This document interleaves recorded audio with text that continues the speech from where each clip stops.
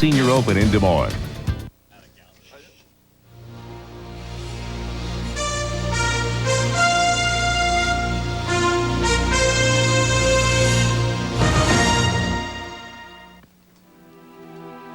Final pairing, final round, major championship. Unfamiliar phrases for 51-year-old longshot Ed Dougherty, yet to win on the senior tour. He labored 22 years on the PGA Tour, 488 combined career starts with only one win. But this dark horse has a remarkable chance today to win the United States Senior Open Championship. This unlikely leader, after 3 rounds, is in the final pairing with a golfer who's been there and conquered. Last year at the Senior Open, Hale Irwin recovered from 3 shots back on the final day for a dramatic victory. He struggled earlier this year, and there were whispers Hale Irwin might be slipping, but he has answered his critics with 3 wins in his last 5 events. And Irwin lightning struck on a major stage last month at the Senior Players Championship. His inconsistent play this week was given an adrenaline wake-up yesterday with his play down the stretch. He's now in position once again to make a winning major charge. The defending champion and the dark horse, final pairing, final round, the U.S. Senior Open Championship.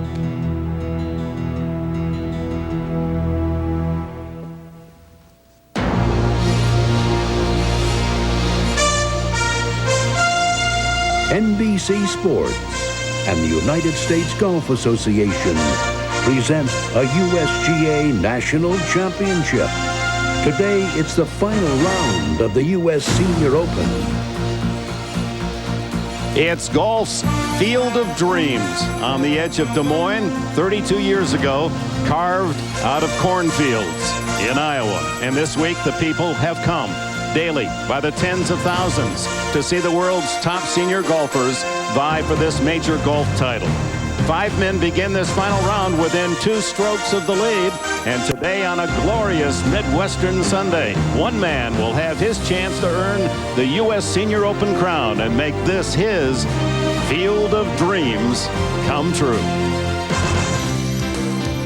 And under ideal weather conditions, the final group teed off about an hour ago, encouraged by the support of another large, enthusiastic gallery. Record crowds here all week. It could total 250,000. Ed Dougherty started his final round at -4, leading by 1 shot. But not for long. Defending champion Hale Irwin with a birdie at the first hole. Irwin into a tie for the lead at 4 under. Dr. Gil Morgan at the par 3 third. Morgan started the day 2 shots back. That birdie gets him to -3, 1 from the leaders. 55-year-old Dave Eichelberger with 3 career senior wins made an early move. This tee shot at the 3rd, leading to a birdie.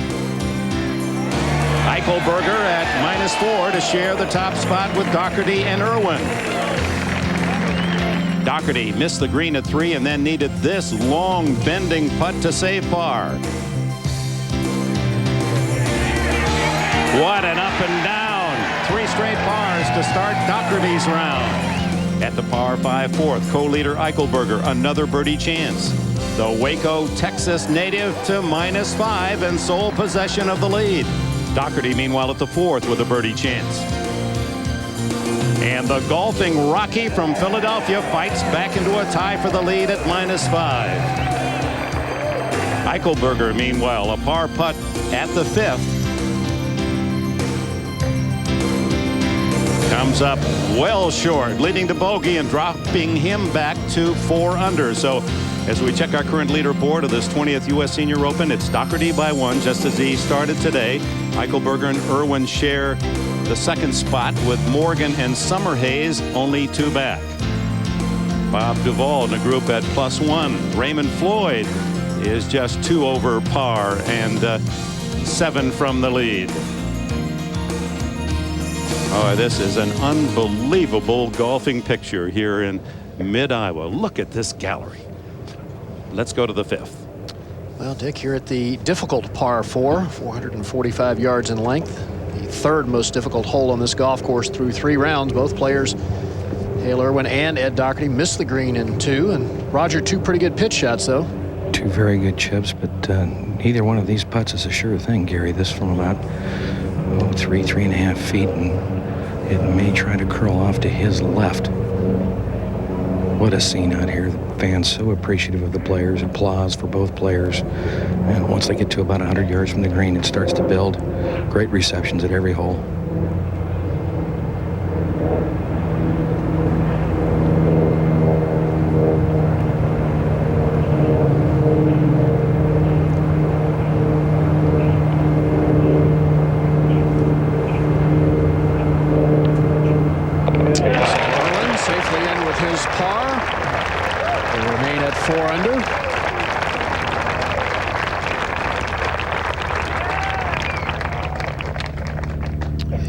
Dougherty with a putt just a little shorter, Roger? Just a little shorter, about 3 feet in length, Gary. And Ed looked very nervous prior to the round, but I think that 25-foot putt for par at the 3rd went a long way to settling him down. He looks much more relaxed now than he did earlier.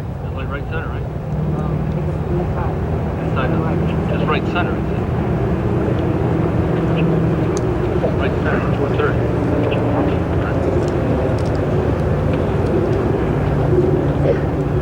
Talking with his caddy, Cecilio Almedo, who reads all the greens with him, saying right center. And well done by Dougherty. Let's line up and join Dick Enberg and Johnny Miller. All right, Gary Koch, and we welcome you to Iowa. This tremendous scene, the golf appreciative part of the Midwest. There's so many 9-hole courses, more per capita than anywhere in the United States. These little towns throughout the state of Iowa that have built their own municipal course. They play golf, they love golf, and are they ever showing it this week? I think we had 47,000 yesterday and darn near 50,000 today. It's you look at the 4th or 5th hole, it's lined 4 or 5 deep. It looks like the 18th green. I've never seen anything like it in senior golf, and it's really bigger galleries than even the U.S. Open. And what a setup here. Yesterday we used the boxing theme and talked about Ed Dougherty being the Rocky. He says, hey, I'm from Philadelphia. I've seen the movie 6 times. He said, I'm not a dark horse, I'm a dreamer. Is he dreaming too big to win today?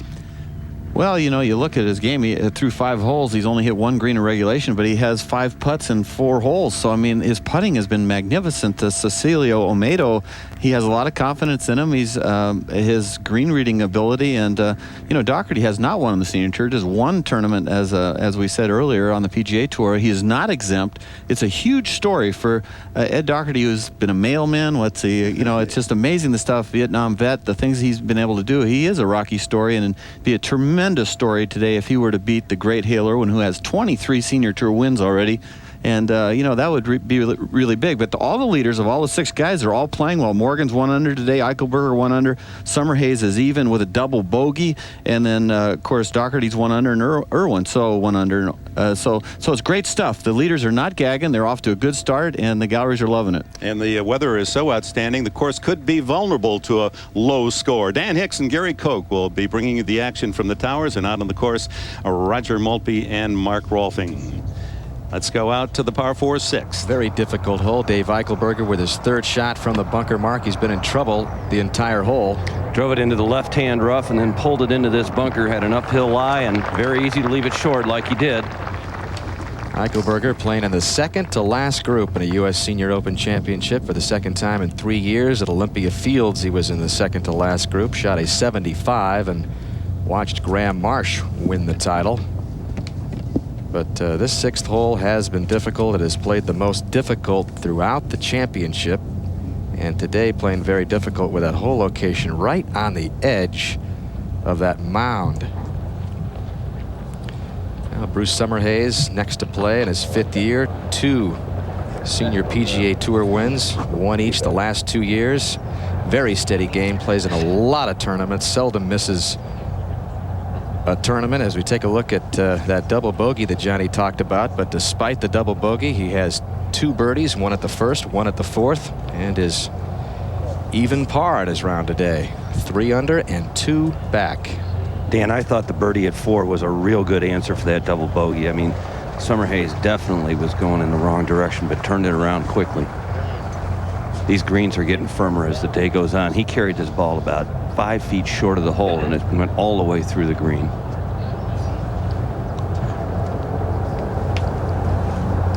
And you can see his caddy, his son Bruce Jr. Bruce always has, if he can have it happen, has one of his children caddy for him. There's a look at Bruce. Not an easy putt to judge the pace here.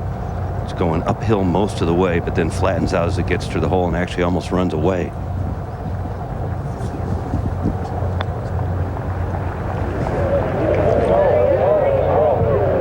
And you can see that whole location is kind of up on a mound, falling off from all directions as we go over to the 18th.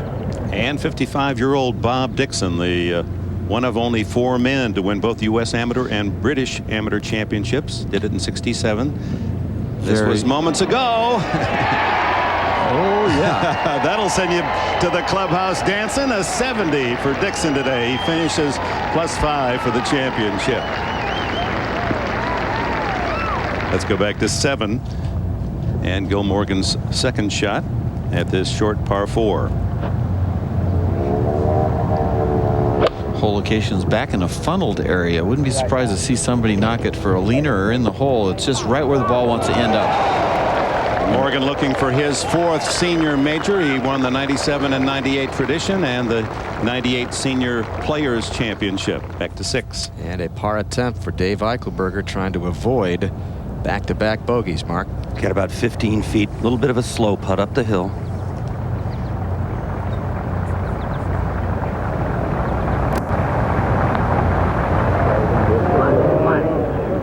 After 2 straight birdies, Eichelberger quickly has 2 straight bogeys and gives it back at 5 and 6. But Mark, isn't that not a bad start though? Because 5 and 6 are, if you go through those holes 1 over, that's really just about par. So for him to go through 6 at even, that's a good start. Eichelberger back to 3 under and 2 back. We invite you to come to golf.com for complete coverage of the 20th U.S. Senior Open. Real-time scoring lets you follow your favorite player. Award-winning columnists will provide you with unique insights into today's round and the championship, and you can hear the leaders in their press conferences and on golf.com's own Outside the Rope show as well. It's all at your fingertips. Golf.com. And a look there at the former Stanford golf coach, now lining up this par putt. Trying to remain at 3 under and 2 back. What's this do, Mark? I don't think there's much break to it. It's a little bit on the quick side. And I think pretty important putt for Bruce at this stage. Nicely holed. Again, 6, the most difficult of all the holes throughout the first 3 rounds of the championship, and that should bring a smile to his face as Summerhays remains just 2 back. Considered playing the PGA Tour, but decided to become a club pro instead. And look at the 4th round scoring average for Hale Irwin as he gets ready to play the 6th. 68.5 strokes average, and that's when it all happens on a Sunday at a major championship. Roger Maltby is with Hale Irwin as he gets ready for his 2nd. From the extreme left-hand side of the fairway, Hale Irwin has 177 yards to the hole. Back uphill slightly, hole cut on the right side, about midway back. Well, wind's been a factor here for 3 days, but there is barely a leaf stirring now. This is ideal conditions to play golf. Good hole location for his iron game, huh? Because you got to hook a lot. A lot of guys that have to hit a sweeping hook into this tough right hole location. He'll probably be able to hold it pretty straight from here, John.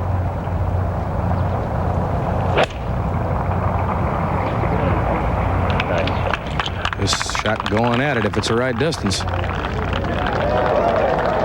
Beautiful shot. Hole location just 6 paces off the right edge as we go to 11. Now from the hardest hole on the course to the easiest hole, the par 5 11th. Birdie putt for Tom Wargo. And Wargo moves to even par for the championship. 2 under par in his final round. We go back to 6. Ed Dougherty, the leader by 1 over his playing competitor. Roger. Has a more level lie than did Hale Irwin. This from 174. And this is a 6-iron.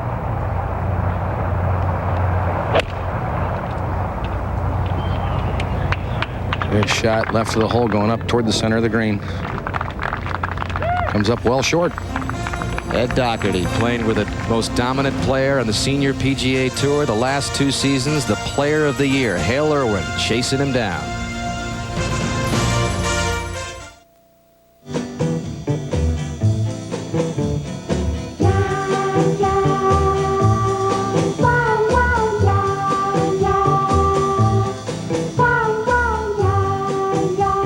Remember that whole back to basics movement? Neither do we. Lincoln Town Car.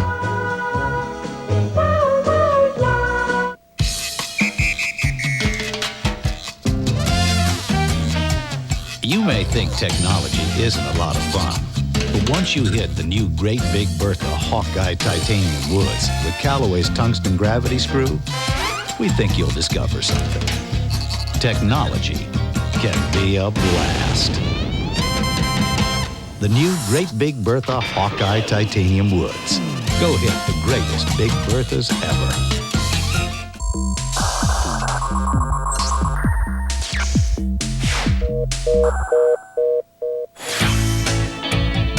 Fidelity.com.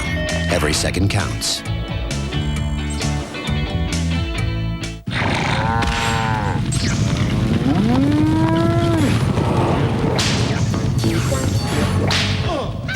Fidelity.com. Every second counts. System availability and response time may be subject to market conditions. The U.S. Senior Open is brought to you by Lincoln, American Luxury. By Fidelity Investments, where 15 million investors put their trust.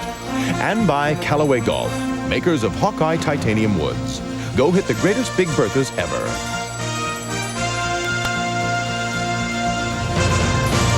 Welcome back at the 7th. Dr. Gil Morgan, a short birdie putt to move within 1 of the lead. And the man who won 6 times each of the last 2 years, but is looking for his first victory this year, moves within 1 shot of leader Ed Dougherty. Let's go to the 6th. And that is where Ed Dougherty will play first with a long birdie attempt, Raj. Well, listen, uphill putt from a little better than 40 feet. A slow putt, actually. This is, I think, up a little better incline than the players might realize. I don't think it breaks a lot from this angle, but speed will be his biggest concern.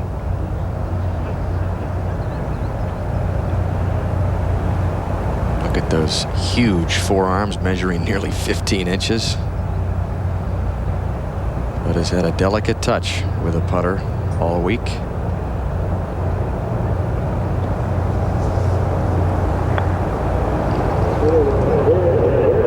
He's got to go. I think he mishit that one. I don't think he would have misjudged it quite that badly. Dougherty leading all week long. Has it been difficult? It's 3 straight days of leading the U.S. Open. I look at that as an accomplishment. You know, a feather in my cap, whatever you want to say.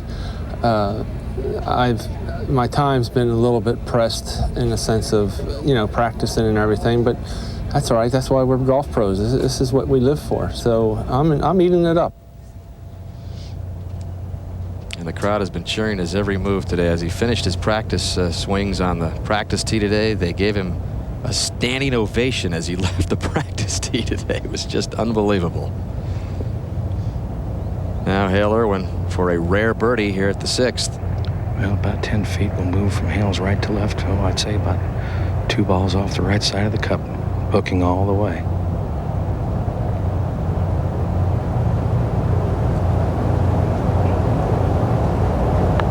Get in there. Get in there. Hold it, Roger.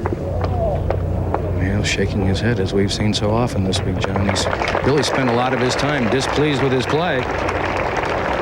Very animated, Roger, and it's a wonder if he just saw some of the clips of what he's been doing, shaking his head. You'd be a wonder that he's even in contention in this championship. To 8. Par 3, measuring 171 yards today. Front left hole location. That's the tee shot of Gil Morgan. Eat it up. Ooh, they like it. They should. Well played shot. Back to 7. Second shot for Bruce Summerhays. Just going with a wedge to this sort of funnel hole location. It's the easiest one on the golf course today. The ball just likes to be close here. Hit it right, kicks left, hit it left, kicks right. Over at 6, Dougherty for his par. Another clutch putt by Dougherty. And that one-shot lead remains intact. It's a big par at the 6th hole. Let's go ahead to the par 4 7th. And Dave Eichelberger's second shot. He's bogeyed the last 2 holes, trying to get back on course. See if you can take advantage of this easiest hole so far. One bounce. Get in there close. There's that kick. Everything funnels in there. Good birdie position for Eichelberger, as we remind you the MetLife Blimp Snoopy 2 teaming up with NBC Sports for this U.S. Senior Open. Since the program began in 1987, the MetLife Blimp Snoopy 1 and Snoopy 2 have flown over 700,000 miles, providing aerial coverage of sporting events and television specials throughout the U.S. and Canada. Looking down on this mid 70-degree day, very little wind, perfect conditions. Here's Dougherty looking at his caddy, Cecilio Olmedo. They met 1995 PGA at Riviera. He hired him for one day. It's funny, he just got it sort of out of the caddy pin, you know, just somebody to take a one-day job, and he was the only one that would accept the one-day terms, and they just hit it off. So a couple unlikely guys here leading the Open. Bruce Summerhays for birdie. He's got about 6 feet here at the 7th, trying to find a little break in this putt. There isn't much if there's any. Johnny, you got to take advantage of these easier hole locations today. You can attack these like these two did. Yeah, this is not a hard putt. Got it on the right edge and it wiggled on him just a quarter of an inch to the right to get it outside the cup, and he knows he's let one slip there, Mark. Oops, he might have just stepped in his line. Summerhays, after getting through the tough 5th and 6th holes with pars, gets another par here at 7 with a good chance for birdie. Stays at -3, 2 from the lead. Eichelberger now even closer than Summerhays. This one from about 4 feet. Says the strength of his game might be short putting. Mark, I don't know if you found that to be true, but very compact stroke, not much timing involved, very square and to the point.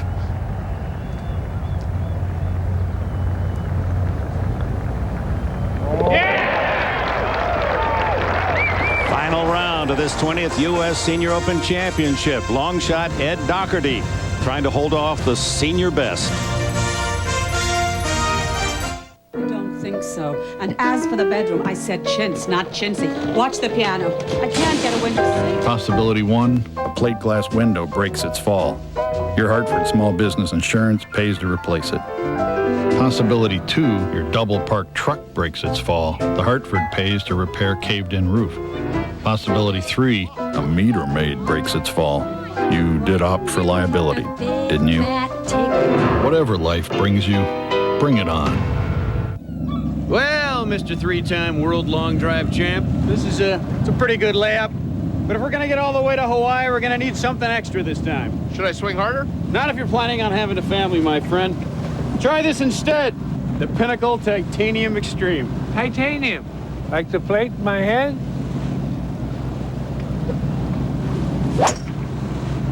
Me likey.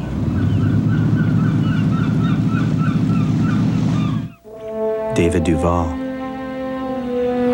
Mark O'Meara, Steve Elkington, Jeff Maggart. In the last year, they've won over $5 million on the PGA Tour. Fortunately, they're investing it wisely. Schwab is the investment firm of the PGA Tour. She loves me. She loves me not. She loves me. She loves me not. She loves me. check that. She loves me not. From conducting national championships to programs for inner-city kids, the USGA celebrates and supports the most fickle, most beautiful game in the world. She loves me. She must really hate me. Welcome back. We're at the par 3 8th. This is a birdie putt for Gil Morgan, a chance to tie for the lead. Played the 3 pars better than any player in the field this week. -3. And it could have been -4 very easily, Johnny. What a good putt. Just on the high side of the hole. Ed Dougherty will find some comfort historically in the U.S. Senior Open, leading going into the final round. Almost 3/4 of those men won the title. Not quite that percentage in the U.S. Open. Let's go to the 8th tee. Dave Eichelberger getting ready for his tee shot. In the hole measuring 171 yards. Should be just a good smooth 6 for Dave today. Right. A very soft shot. Hits a downslope there, though, Yeah, Gary? it does. Good shots end up right about there. We go to 7. Second shot for Hale Irwin. Pitching wedge from 118 yards. Probably a pretty good distance for him, Roger. And like we talked about, this is like a funnel pin placement. Now that brilliant iron play that has featured his game through several decades being shown in Iowa again today. Not taking much time. He wants to go. Very relaxed swing. Might have pulled that a little. Where's that, He Rush? did pull it, John. It's left of the hole. That was from 109 yards. Yeah, you could see from the swing that he just coming down, just eased into it. But that hill kicks everything towards the hole, so not bad. Oh, Dougherty and Irwin walked to this tough 7th, and looking for a chance is Irwin to reclaim a portion of the lead. He trails Dougherty by 1. And we move ahead to the par 3 8th. Tee shot for Bruce Summerhays. 163 yards to the front edge of the green. This is a 7-iron for Summerhays, one of the longer hitters on the senior tour. Ooh. And one of the best shots we've seen today at the 8th. So Summerhays will have a very makeable putt. Chance to make a birdie there. Well, Des Moines, the French explorers, that's a derivation of a Native American term they called the river Moines, river of mounds, and the mounds of this topography of this land providing ideal conditions for the many golf courses throughout the state, between the Raccoon River and the Des Moines River out here in 10 miles from the state capital. And you look down at this gorgeous bunker on number 7, the best looking bunker on the golf course. Just so you know, at the lip next to the green there is belt high, straight up. If you happen to get it into that lip, it's as tough as anything at Carnoustie, which of course the regular tour will be playing shortly. But a beautiful short par 4 that's really playing easy right now. But it's an interesting hole location, Raj, because anything hole high, it almost breaks towards the back of the green, and it's a sort of a trick putt, and that's what Dougherty has. He has a putt there you'd swear is going to go towards the front, and I wouldn't be surprised to see him miss it left. He may misread it thinking it's going right, John, but I don't think it's going to do much at all from this angle. Yeah. It may try to go left, but I think it's a pretty straight putt. We just saw Summerhays hit it right edge from the other side of the hole, and he shook his head because it actually wiggled a little towards the back of the green, and I wouldn't be surprised if this one here he misses it left edge. I put little stars on that putt, as in tricky.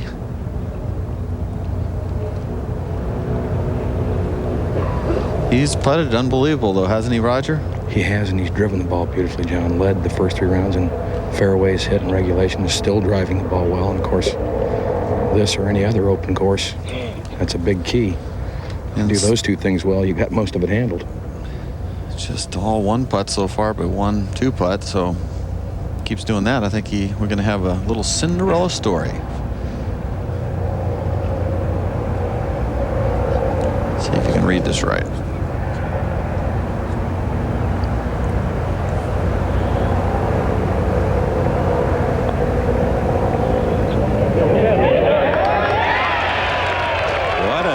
for the big man, Dougherty. Boy, that's a great read there. Cecilio Olmedo, I don't know. I think he's got the young eyes, but that's good stuff there, and the putting is holding them in. Puts the pressure right on the defending champion, Hale Irwin, as we move ahead to 8.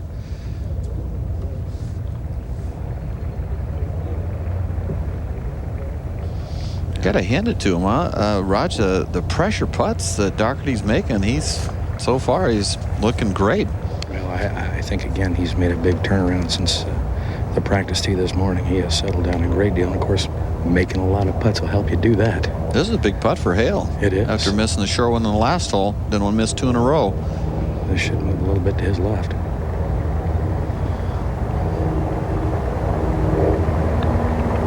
Ooh, that's going to be low also. That's 2 in a row left. So Ed Dougherty moves 2 shots ahead of Hale Irwin, now to 8. Bruce Summerhays, chance for a birdie, and moves to 4 under par. Just the 8th birdie of the day at number 8. Dave Eichelberger missed his birdie putt, but did manage to tap in for par. He remains at 4 under, 2 back of the lead.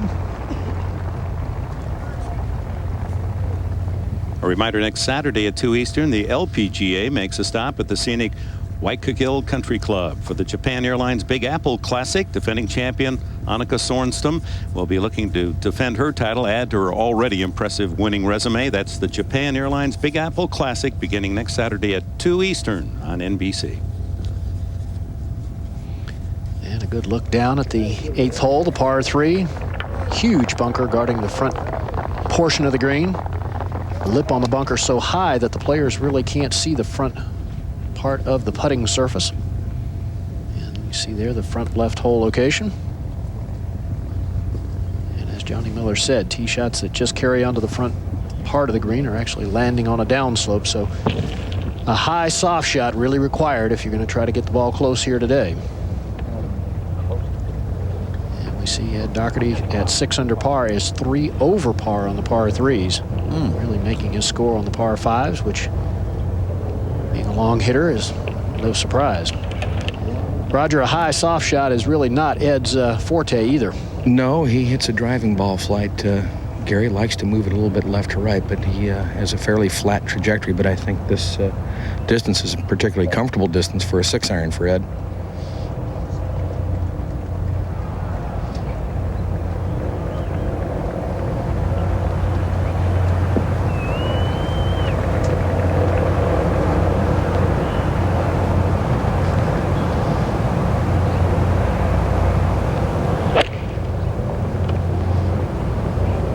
This ball right of the hole, going at the right side of the green.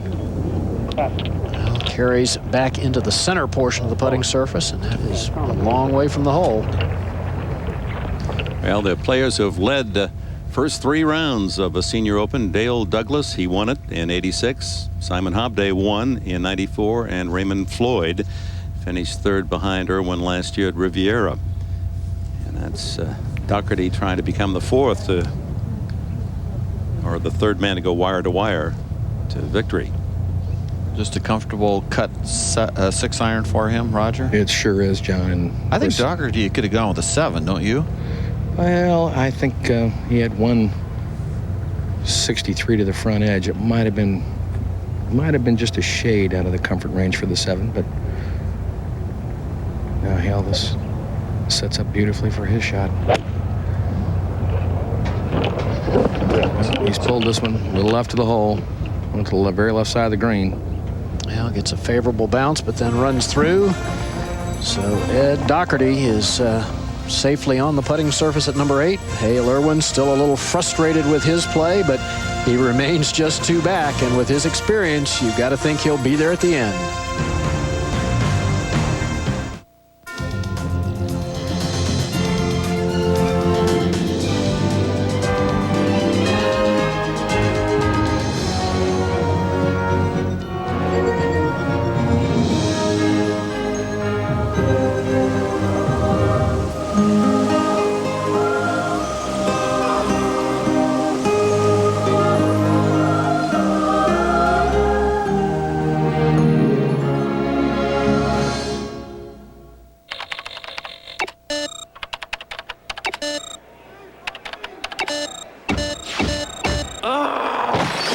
Fidelity.com.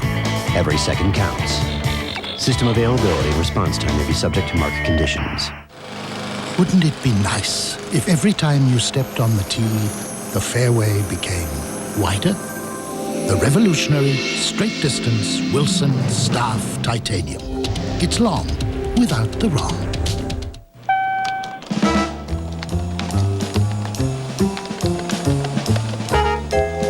Unisys people just can't stop working on their clients' problems, even when it looks like they're not working at all. That's it. Excuse me, but some of us are trying to work.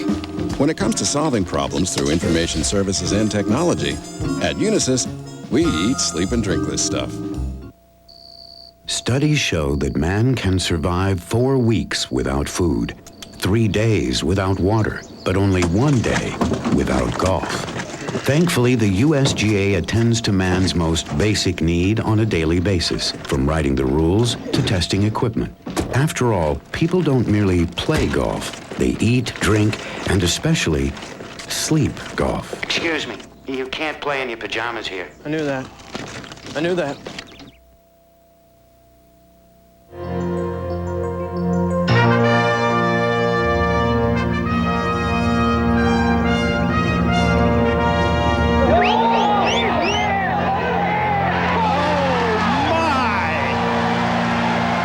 What a birdie.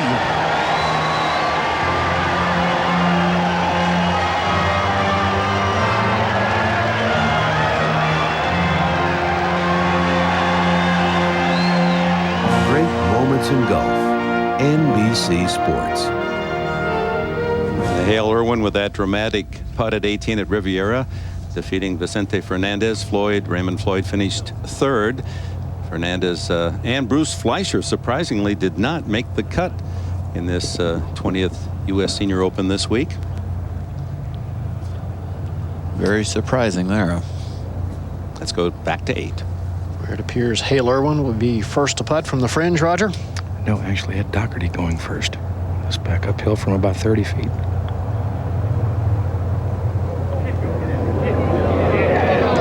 Back uphill at the end, and a lot of players have left short. That's well judged for speed. We should have no problem maintaining a par at 8. We go up to 9. This is the par 5, the third shot, 111 yards out is Gil Morgan. Fairly accessible hole location today, so it's played easier than it has through the first 3 rounds. And that's a nice place to be, just below the hole for Morgan, and back to 8. Now Irwin goes from the fringe. Down the hill, moving left. Pretty hard to read that, huh, Gary? Yeah, it really is, John. You just do not think the ball will move away from the front portion of the green. We'll go up to 18. And look at it, 18. This is Dana Quigley, and he's expressing the feeling of every golfer in this championship.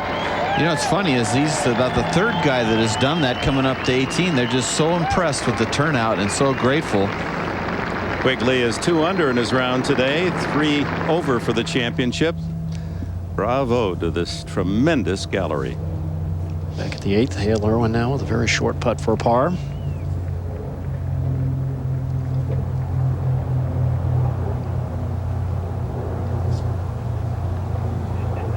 Okay, jams it right in the back. Irwin remains at 4 under to 9. And this the birdie attempt of Gil Morgan. This would be his 3rd on this front 9.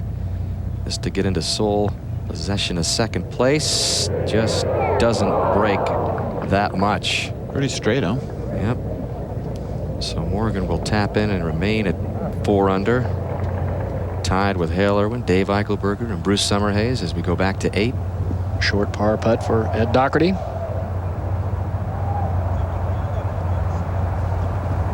right, well done. Dougherty will remain at 6 under and 2 clear the field as they head over to the par 5 9th. And we'll go there as well. And Gary, this a moment ago, playing with Gil Morgan, Joe Inman, 51 years old, picked up his first senior tour win last year, and he birdies this par 5 9th. And Inman moves back to 2 under, 1 under on his round today, and he is within 4. In the meantime, back out in the fairway. Mark Rolfing. Bruce Summerhays looking at 101 yards for his 3rd shot. I thought he might actually take a crack at going at this green in 2. He only had 260 yards, but there is a creek that fronts it about 20 yards short of the green, so he decided to lay up. Well, he reached here in 2 yesterday, Mark. 2 putted for his birdie. Wind just isn't as strong today, though.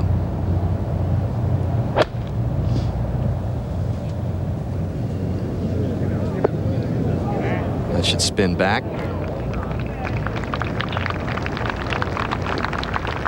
Can spin it off the slope, which is behind this hole location today. Play it past the pin and bring it back. That's a good look from high above this 9th hole, the longest hole here at the Des Moines Golf and Country Club, but playing over par this week. Now Eichelberger. These 3rd shots are tough because they're all played off a downhill lie. Eichelberger with 97 yards.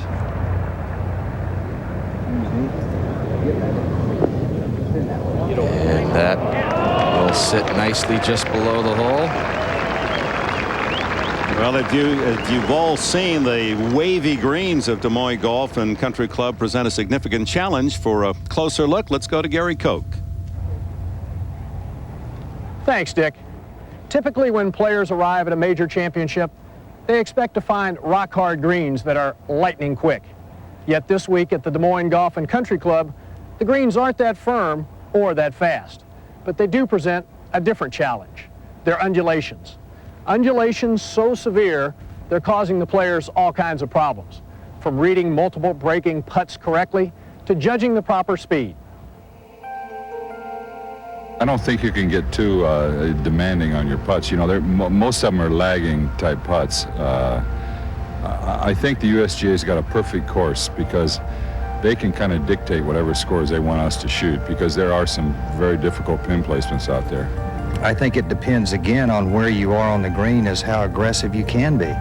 I think a lot of times a 2-putt's a wonderful thing. Some of the greens are very, very severe, especially on the back 9. When you feel like you're gonna make a birdie, you've still got to be happy that you made par.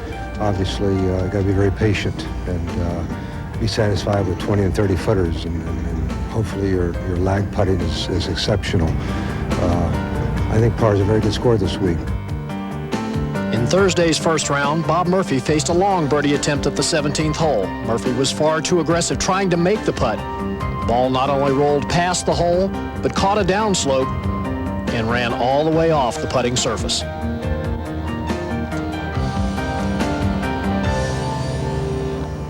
On the other hand, Ed Dougherty, putting more conservatively, allowed for plenty of break on this birdie putt at 16 and used the undulation to his advantage en route to a first round back 9 score of 30. I think the watchword this week has got to be patience. We're going to get there are going to be a lot of maybe not bad breaks, but certainly unkind breaks, and if you let that get to you, you're going to have a real tough week. It's going to be a long week because these greens are really difficult. There's a lot of slope and undulation to them, and the ball is going to react in some strange manners.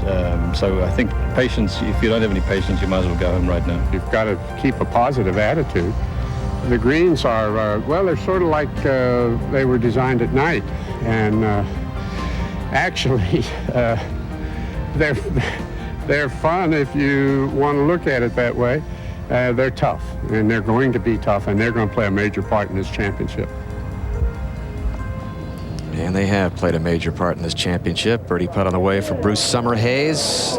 Didn't give it quite enough, had just the right line. But Bruce will tap in, remain at 4 under and 2 back.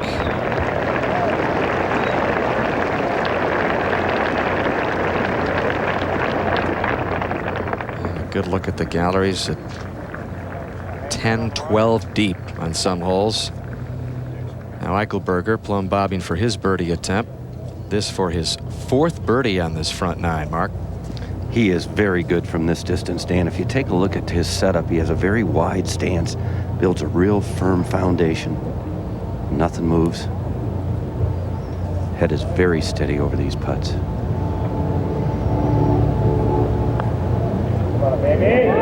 And Eichelberger is back in sole possession of 2nd place. as he shoots for what would be the most prestigious title of his long pro career, one back of Ed Dougherty. CNBC announces an expanded business center. 1 full hour with Ron Insana and Sue Herrera. CNBC's Business Center, the final word from Wall Street.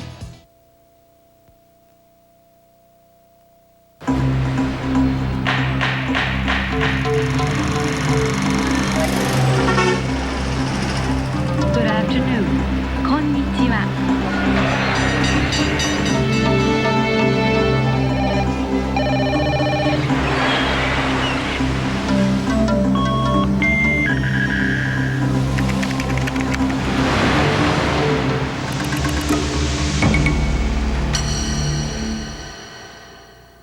She sounded fine at first, but then her voice just wasn't right. Was she using a cellular phone? She and her friends got mixed up in this. They signed a contract. They're just kids. Here, it's Sprint PCS. They built the only all-digital, all-PCS nationwide network, so she'll be heard loud and clear. Thank you. It happens, but it's gonna end. It's a dream come true. Artist Furniture's beautiful new store in Urbandale. But at Artis, some things don't change, like their 70-year commitment to offer time-tested name brands like Henry Don, Bernhardt, Bradington Young, and more. Incomparable personal service, our home office center, and our new state-of-the-art computer design service. More reasons than ever to become an Artist Furniture customer. 2830 100th in Urbandale. Artist, it's you. Tonight at 10:35, get an inside look at the U.S. Senior Open. In 1991 at Oakland Hills, Jack Nicklaus and Chichi Rodriguez squared off in a Monday playoff. Chichi put up a good fight, shooting 69, but the Golden Bear was just too tough. Nicklaus tied the course record, a 65, claimed his first Senior Open championship. And we wish Jack well. He announced that he would not play here about a week ago. That hip bothering him. He hopes to play next week in the Senior Tour event.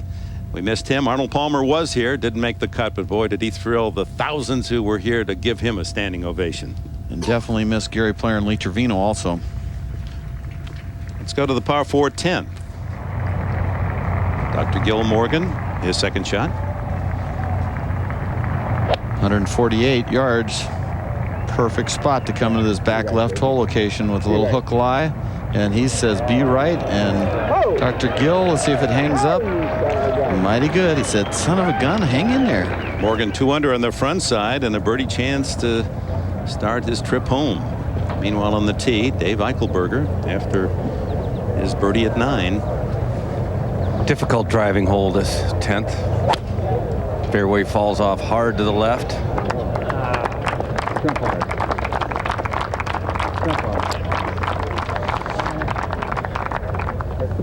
Back to 9.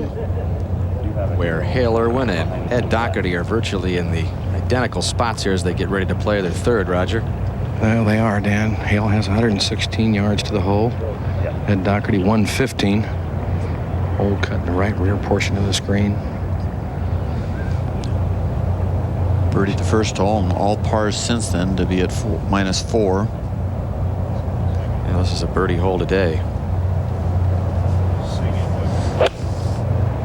Very solid sounding, Roger. It was, and a good looking shot, John. Will it come back? Sits right there. Hale says, all right.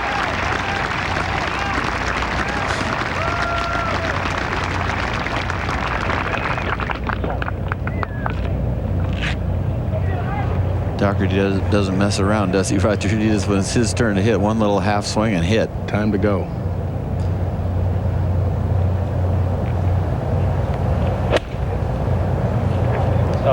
Pull it again. Well left. Yeah, he came over the top of those last couple irons. Took it back and just collapsed. So advantage Irwin on the par 5 ninth. He's within birdie range. Dougherty, who leads by 1 over Dave Eichelberger, has a much more lengthy birdie putt at the par 5 ninth as we continue from West Des Moines, Iowa. the 20th edition of the United States Senior Open Championship on Championship Sunday.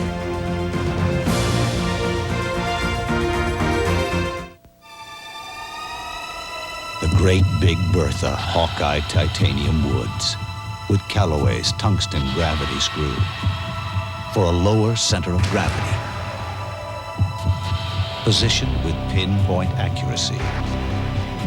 Engineered for incredible performance. They're here. Go hit the greatest Big Berthas ever. As long as there are Sunday drives in the country and holiday flights home, as long as big cities need bright lights and we never get tired of things that go fast and far and high, the people of Texaco will go to the ends of the earth to find the energy the world needs to keep going. This is it! We're here!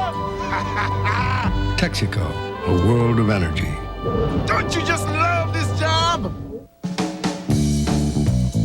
Good financial decisions require expertise. Life needs flexibility. Success demands leadership. If there's something you want to achieve, the principal has one word of advice. Plan ahead, get ahead. The Principal Financial Group. And we're at 18, and Christy O'Connor Jr. from Galway, Ireland. That's his par, and a 72 today. He won his first PGA Senior Tour event last week, the State Farm Senior Classic in Maryland. Look at this, appreciative of this wonderful gallery. He's going to deposit several souvenirs. What else you got there, Christy? All right, give him a hat. Got to work on his frisbee. They don't do that much overseas. Good stuff. Let's go to the 10th. Gil Morgan is for birdie. That was not a good stroke. That had almost a little bit of yip on it. Just did not hit through it. Now to 9. Where just a short time ago, Dougherty and Irwin got a standing O as they came to this green. Dougherty for birdie. Big swinger, as you can see.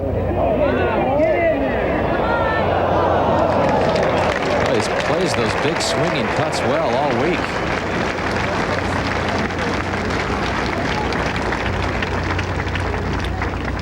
Roger, this is the third putt Irwin probably in his mind feels like he should have made in a row, and the more of these you miss, the more frustrated you can get. Well, and I think he's fought that frustration all week, John. It's he's been displeased again with his play most of the first 3 rounds, and as you say, keep missing these and it'll get under your skin. While he waits, let's go to 10. And the second shot for Dave Eichelberger. 160 yards, good spot over here on the left side of the fairway. Eichelberger just said it was won. fat. Yeah, it wasn't much fat, Dave. A lot of guys out there watching this would like to hit it fat just like that. Just one shot off the lead. And just to get into a tie for second with Eichelberger for Hale Irwin. This putt will move to his left.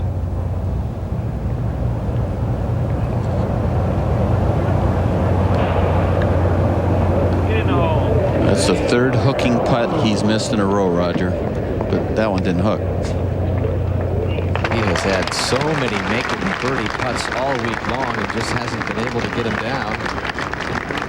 He remains 2 back of Dougherty and 1 back of Eichelberger and has 8 straight pars. And now at 10. This is a tough shot right here coming out of the primary cut, left back hole location. And that rough grabbed his club and he short-sided this pin, and it's going to be in a little bit of trouble there. Dougherty for his par. And look at the crowd, a standing O as the final pairing makes the turn. And Dougherty, who has led after the first, second, and third rounds, still has a 1-shot lead as he heads to the back 9, and a throng of fans will try to go find another spot on this golf course to watch. It's getting tough to move around out there. Probably about 50,000 people on the golf course today. And we followed the road to 10, and we'll have the road to Sydney. beginning for the latest United States basketball dream team at the Olympic qualifying tournament of the Americas. The NBA Finals MVP Tim Duncan and the U.S. squad needs to finish in the top 2 of this tournament in order to qualify for the Olympics in Sydney. The Olympic qualifying tournament of the Americas in 2 weeks, Saturday, July 24th on NBC. Beautiful view on this golf course, about 30 years old. Let's go to 11. Tee shot of Gil Morgan on this 493-yard par 5. There is water to the left. They're signaling left. Oh man, he killed it. That didn't carry by much, Johnny. That was big, though. That gives him a chance to make eagle here. Go back to the 10th. And the final group, Hale Irwin and Ed Dougherty, arrive through 9. Dougherty gains a stroke on the defending champion, leads by 2, but Dave Eichelberger is only 1 back in the group ahead. This is a birdie hole. First things first, though, is to get it into play. You can see the dog leg left that they're playing. The whole location's down here, and of course they want to place the drive in this area and then go into the green. Could be a 3-wood off the tee. That looked like a driver.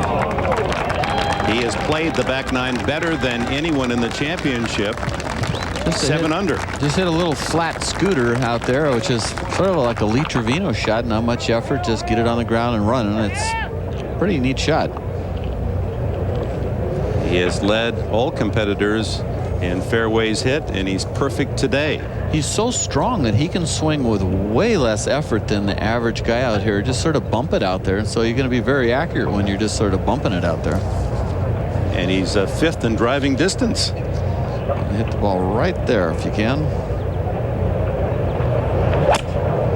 Roger. This tee shot going left.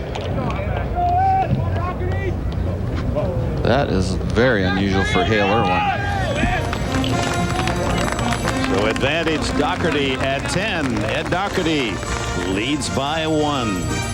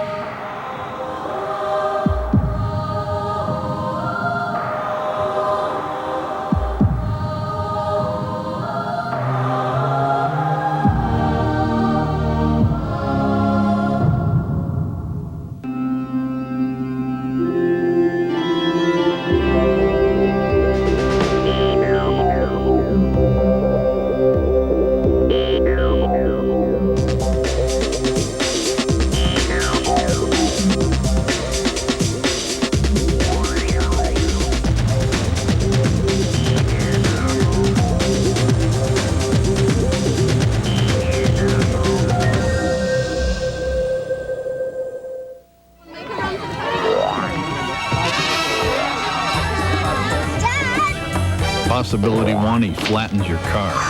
Your Hartford auto policy covers the damage. Possibility 2, he flattens your hot dog stand. Your Hartford small business insurance helps you rebuild. Possibility 3, he flattens your great Aunt Edna. Might we suggest investing your inheritance in one of our top-selling annuities? Whatever life brings you, bring it on. Their clubs aren't matched. Their drivers aren't titanium. Their golf shoes aren't golf shoes. But thanks to USGA programs for inner-city kids, their heads are down, their knees are flexed, and their hearts are intent on learning this glorious game. Because the USGA acknowledges the importance of a young golfer's swing, but not his address.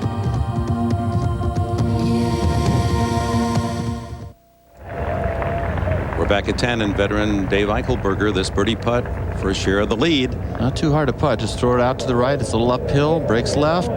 Buried a little bit. Not much at all, actually. Fooled him. Eichelberger with his par to stay at -5 for the championship. 1 back of Ed Dougherty.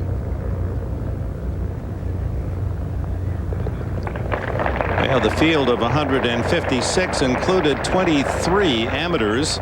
2 of the 23 made the cut. And here's Kemp Richardson, 53 years old, from Laguna Niguel, California, stockbroker. 76 today. He finishes plus 13, the top amateur. The other, Ron Vanelli, finished plus 24. So Richardson will be exempt for the U.S. Amateur coming up at Pebble Beach next month.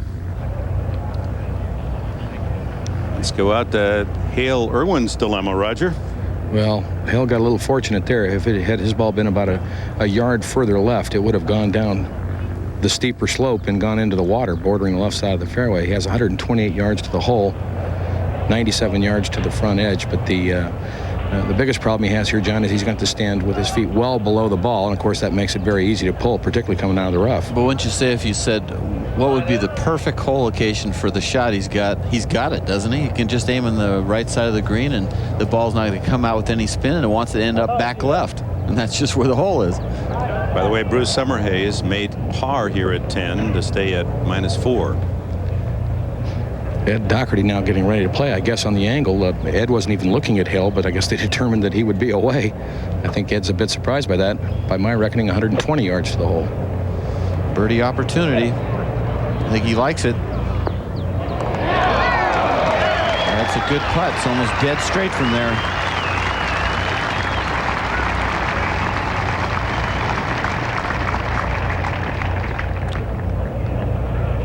So you have to muscle it out, or you can just hit it normal?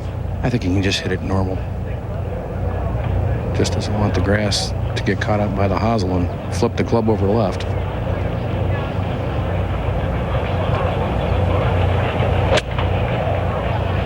Stay right there. Get down. This ball going long and left, it looks. Boy, there's a mental error there, big time. That's when he had to guard against, John. Well, the thing is you're in a position that par is a good score, and obviously he wasn't willing to accept the fact that par was a good score. He should have played a club that hit the front of the green and just trickled back into the middle, and if you got a jumper, fine, it's in the back.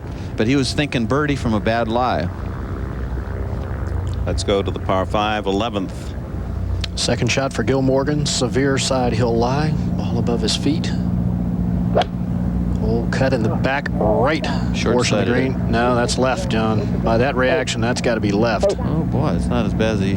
You know, it's okay, but yeah, I know he was thinking he might have a chance to make eagle. Well, the winner today is exempt for next year's U.S. Open Championship at Pebble Beach. For Gil Morgan, the Open and Pebble Beach evoke bittersweet memories. The 1992 Open. History made by one golfer, yet he doesn't want to be reminded of it. Gil Morgan experienced the emotional extremes all on one day. During the third round, Morgan built on his stellar play from the first 2 days by birdieing the third hole.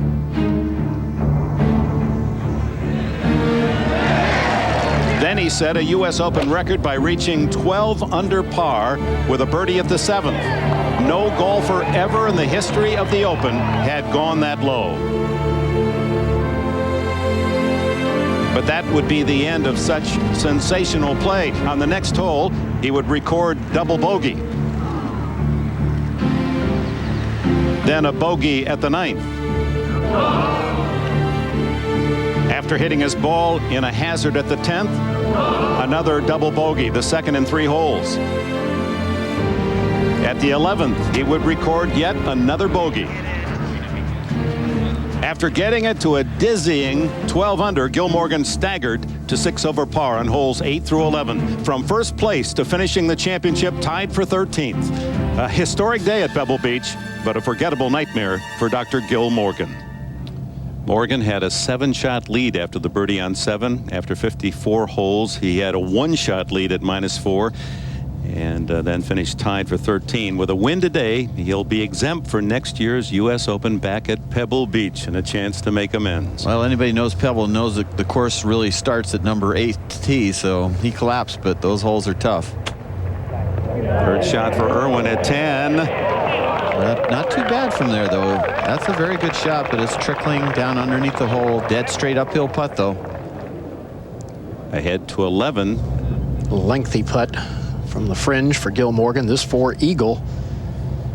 And Johnny, we've already seen a couple of guys putt the ball from one side of the green off the other. This whole location in the back right portion of the green. Severe runoff just past the hole. Most likely he'll leave this short. I would think he'll play a lot of break. Try to just ease it down there. Well, he had a little trouble here yesterday, remember? He certainly did, but that's not a bad effort. Had an eagle putt yesterday and 3-putted for par, but back on the tee a moment ago, Bruce Summerhays. Used to waggle with the club off the ground. This is new for him to have it actually on the ground.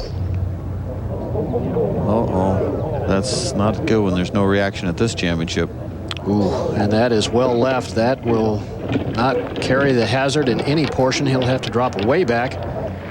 We go ahead to the par 5 15th. This birdie putt for Tom Wargo. And the former PGA Seniors champion knocks it in to get into red figures at 1 under. To 10. And now Hale Irwin trying to save par, Roger. And he appears to have gone from frustrated to aggravated. His putt now about 25 feet uphill. If he misses this, he'll go to McEnroe.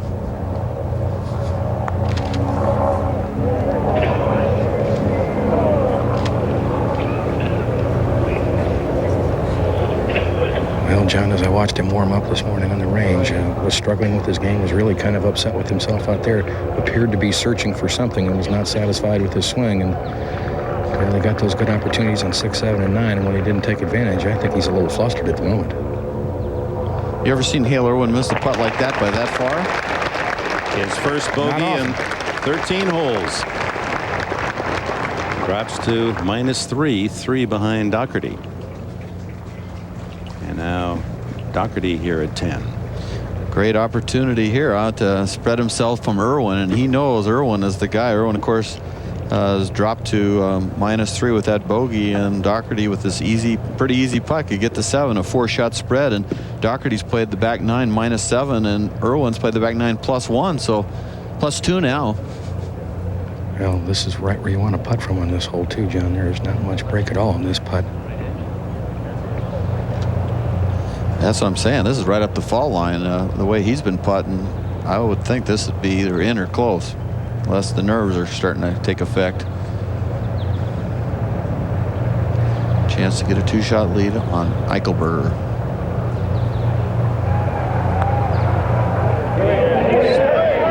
Started it outside the hole. It's not going to come back.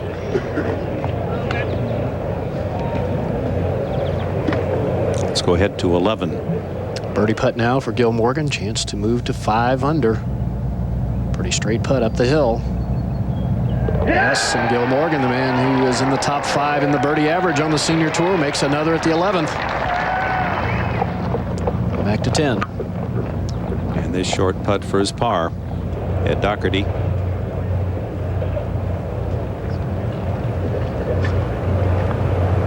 So Dougherty remains 1 shot in the lead with Gil Morgan and Dave Eichelberger on his back. At the 11th, birdie putt for Joe Inman. Safely in. He moves to 2 under. Joe hit the green in 2 and 2-putted. So he moves to 1 under par in his final round. And back out in the fairway. Dave Eichelberger getting ready for his second shot, Mark. Just a nice, comfortable distance, I think, Gary. 230 yards. Ball above his feet, which is not going to help. He would like to try and bring this in a little bit from the left. He's birdied this every day, guys. This hole. It's a good chance. Doesn't want to let this one get away, Johnny.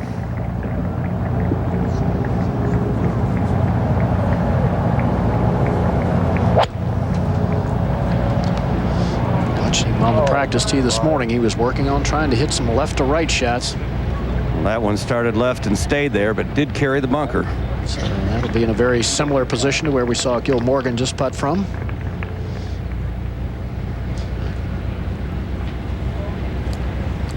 Ed Dougherty by 1 over Morgan and Eichelberger, with Summerhays just 2 off the lead. As we remind you, our WNBA coverage continues next Saturday at 4 Eastern. The LA Sparks and the Phoenix Mercury. All-star Lisa Leslie and Los Angeles look to drive to the top of the Western Conference. They face Jennifer Gillum, Michelle Timms, and the Phoenix Mercury. That's the WNBA at 4 Eastern next Saturday on NBC. Very important tee shot on Gary. Well, certainly so, John. If he hits it solid and gets it in the fairway, should have every opportunity to reach the green in 2. I mean, you give yourself a birdie eagle opportunity. If you do what Summerhays does, you could take yourself out of the championship if you don't watch out. Yeah, I mean, this is huge, this tee shot. And he knows it. Water's right here. Right here's the water.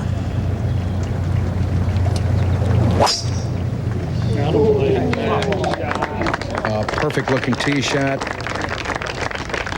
That's aggressive, huh? That is really good there, John. Gee. He's just driving the ball magnificently. Up ahead, Bruce Summerhays playing his 4th shot at the par 5. 129 yards up the hill. Really needs to save 5, I believe, Johnny, at this point. Very difficult back right hole location. Doesn't like it. Well, it'll spin right and back. Well, 3 of the 4 toughest holes are on the back 9 here at the Des Moines Golf and Country Club. There's Johnny's eye on the key holes as they head for home.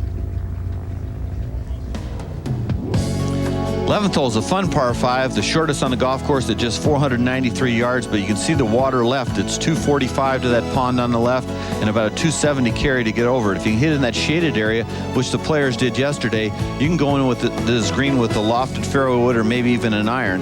If you hit a poor drive, you got to lay it up on the top of this hill short of the creek and then go into the green with a wedge. Second shot, of course, you got to go over this creek or hit it in this tongue here or go onto the green. The green's got tremendous amount of undulation, and so it's not an easy birdie. Yesterday, Gil Morgan, after hitting a good drive in a second, he's putting for eagle, but look at the undulation on this green. He thinks he hits a pretty good putt. Looks like it's going to stop, but no, it just keeps trickling and trickling. 12 feet past the hole, he misses that putt and makes 5 on the hole. Looks like he was going to make birdie. Then the 13th hole, what a nice hole this is. The second hardest hole in the golf course. An uphill drive at 443 yards to the top of the hill. It's about 265 yards. And from there, the hole turns. And of course, you got to cross. You can see the shaded area there. Just about 265 on top is a good one. And then from there, you go to the green with a long approach shot over this creek, 2 lakes, and to a green that accepts a nice little hook shot. And today, the whole location is almost an impossible spot on the downslope on the left side. Look at the undulation here. One of the most sloping greens on the golf course, and a 4 on this hole is a terrific score. 15th hole is a par 5, 552 yards. You can see a straightaway hole, a long hole. Trees on the left, really in play. Hit it right in that shaded area. You might have a chance to go for the green in 2. If not, you hit your second shot just in front of these 2 trees that sort of guard the fairway. They're little lollipop trees. From there, you can go into the green with a wedge. If you get it to the trees, it goes down the slope into that low. Then you have a blind pitch shot, which is not an easy shot at all. But you can't get on this green in 2 with 2 big pops. In the second round, Ed Dougherty, second at 15. Watch this shot here. Going for the green with his utility wood, and he hits a beauty. Runs right onto the green, and he goes on to 2-putt that and shoot a 69. 16th hole is a short par 4, just 383 yards. You can see moving left, and the tee just wants you to hit it right at those 3 trees right down the right side, which is not a good spot, and the right bunker is definitely in play also. Hit about 260 yards off the tee. It just leaves you 123 yards to the green, a birdie opportunity if you can. You see that shaded area that was highlighted in the back left? That's a false edge. Yesterday, Hiller just sort of wasn't doing much in his round. Even par for the day. He needed a good wedge shot here, and look at the shot he hits. And beautiful, darn near a tap in. He makes that putt, birdie 17, goes on to shoot 70, just 1 shot back. Then the 18th hole, a great finish to this golf course. Par 4, 439 yards, highlighted by this tree on the right and the bunkers on the right. That tree's about 245 yards off the tee. You have to slide it around. You can see 250 just past it, and then the dog leg is in the 260 area. You got to be careful because you can drive it through the fairway, or you try to get a little greedy and go over the tree and hit that tree or go in the bunker. Hit a good drive, go into this undulating green. And yesterday, Joe Inman, after hitting on the front right of the green, he's birdied 17, and now he's just trying to two-putt, and he just slam dunks it here into the hole, and he birdies those last 2 holes to pull within 3 shots of the lead going to the final round. The player that wins today is going to have to do 3 things. He's going to have to hit the ball well, putt even better, and especially handle the nerves. It's going to be a great day. And at the par 5 11th, this just a moment ago, Dave Eichelberger putting from the fringe for eagle. Big swing from left to right. He's yelling for it to hold on. All right, leaves an uphill putt. And now live, this is Bruce Summerhays using the fairway metalwood to chip the ball with from against the fringe.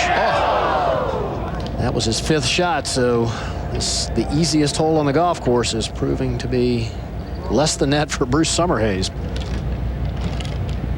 Up ahead to 12. Second shot for Gil Morgan, just 1 behind the leader. Back right hole location. Sort of a tough one. But a short iron, and see if this spins off, but it's going to hang in there. Not a bad shot.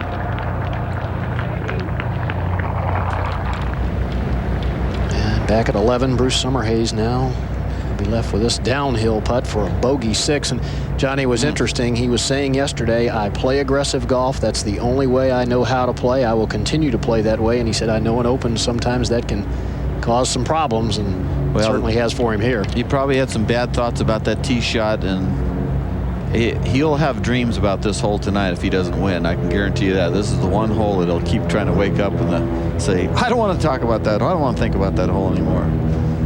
Mark, this putt is really speedy. It is. It could turn just a little bit to his left, Gary. But I really wasn't sure that he was comfortable up on that tee. As Johnny mentioned, it looked to me like he had the ball aimed well out into the middle of the lake and was trying to cut it. Certainly strong enough to hit a straight shot there over it. Wow, watch this. What a hole, Gary. Man. Well, he made the double bogey, Johnny, back at number 3 also. He's played a pretty good round other than 3 and 11.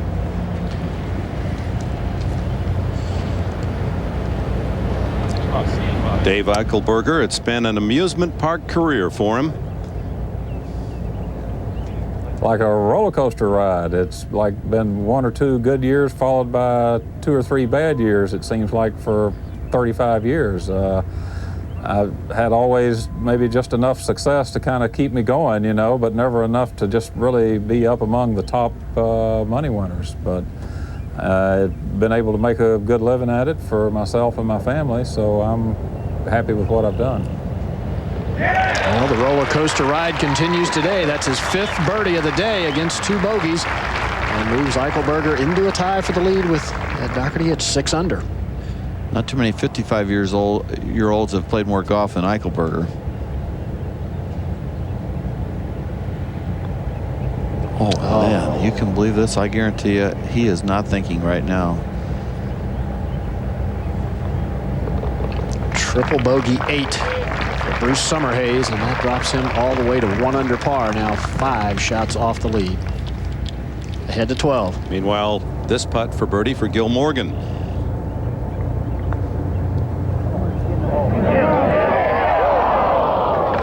That was to tie him for the lead with Eichelberger and Dougherty.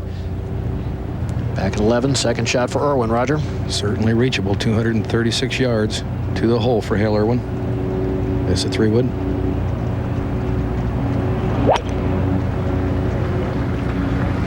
Best in the business of this shot. He's pulled it a little bit left, John. He'll catch the greenside bunker. Awkward stance, isn't it? I can't see up in there from here, John.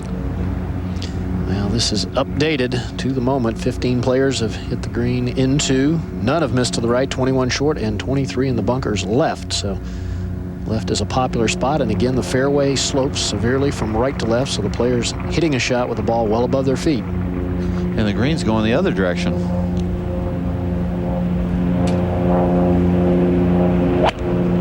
Just now a fairway wood from 229 yards, and it is going just left of the hole. What a good-looking golf shot. Well, nicely played, right into the center of the green. So Ed Dougherty answers the challenge of Dave Eichelberger. He's safely on the putting surface at 2 at number 11. We'll be right back with more final round coverage in just a moment. Dateline Sunday, survivor stories, wrecks, riptides, and roller coasters. Plus one brave animal's fight for its life. Dateline Sunday, 7, 6 Central.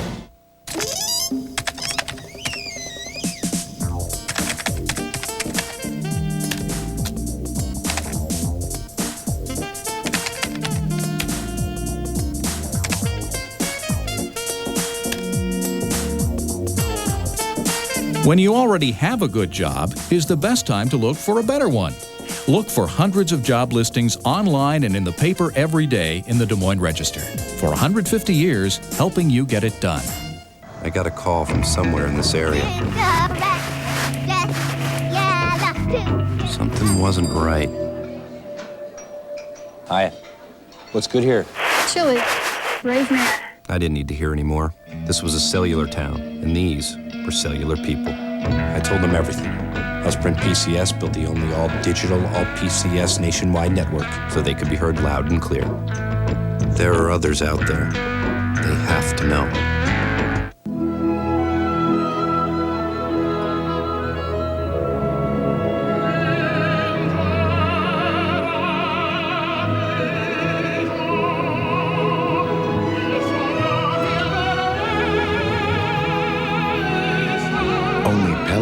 Offers the Between the Glass feature, which keeps your shades protected from dust, dirt, and other unwanted elements.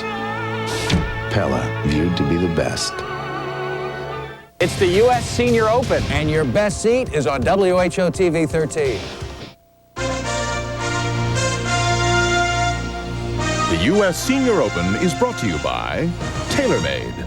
Find your game with the new Firesole metal woods and irons. By The Hartford, whatever life brings you, bring it on. By MasterCard, there are some things money can't buy. For everything else, there's MasterCard. And by Charles Schwab, providing people, technology, and support to help you gain financial control. Welcome back, and Roger Hale not too excited about this shot, I can see. Well, he has, for one, a very awkward stance, ball well below his feet. And if he had a good lie, it would be a very difficult shot. But this ball is a fried egg. I guess the only good news is he does have a lot of green to work with. And the ball should come out with no spin, so he might be able to get something to track across the green. But this is not going to be an easy shot, Gary. Not too often the ball buries with a fairway wood, does it, Gary? No, very unusual.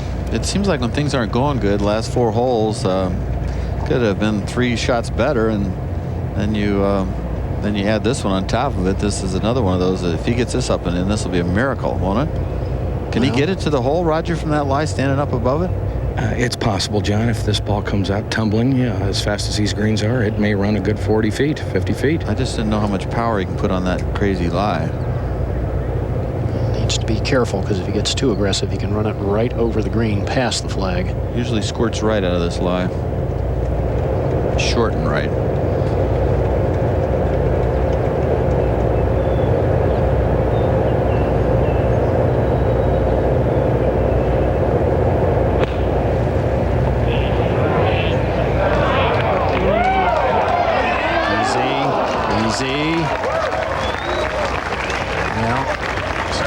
Just off the putting surface, but still a very well played shot. Almost hit that with a closed club face, didn't he? Yeah, it looked like it may even have been a pitching wedge, Johnny. It's a very cool. It was a pitching wedge, I think, and that was a cool shot. At 12, co-leader Dave Eichelberger. 136 yards, back right hole location. How's it look, Mark? Needs to get up, I think. Oh.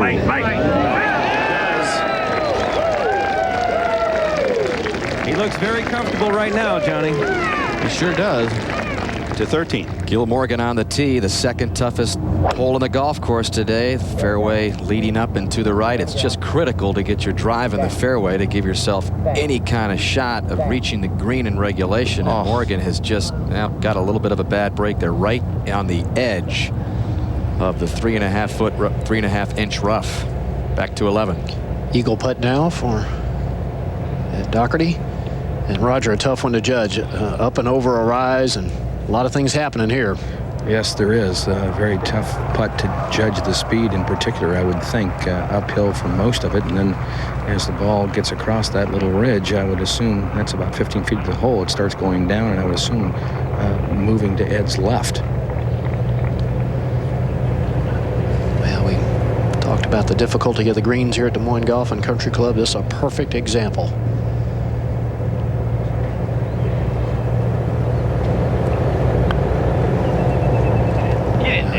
Over the rise, should move a little left. He has done that very well all week long. Great lag putting.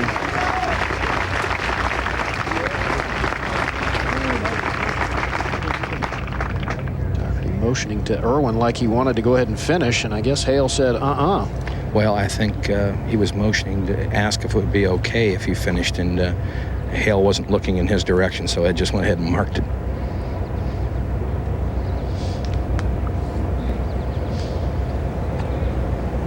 Now you'll see how tough an insides he's got on. He's got to really regroup after the bad break, burying the lip. Good shot out. Got to make it happen. Well, Johnny, I've always felt he's a little bit like Curtis Strange in that sometimes they play their very best golf when they are a little aggravated. He's going to fall 5 shots behind Dougherty if he doesn't make this in Eichelberger.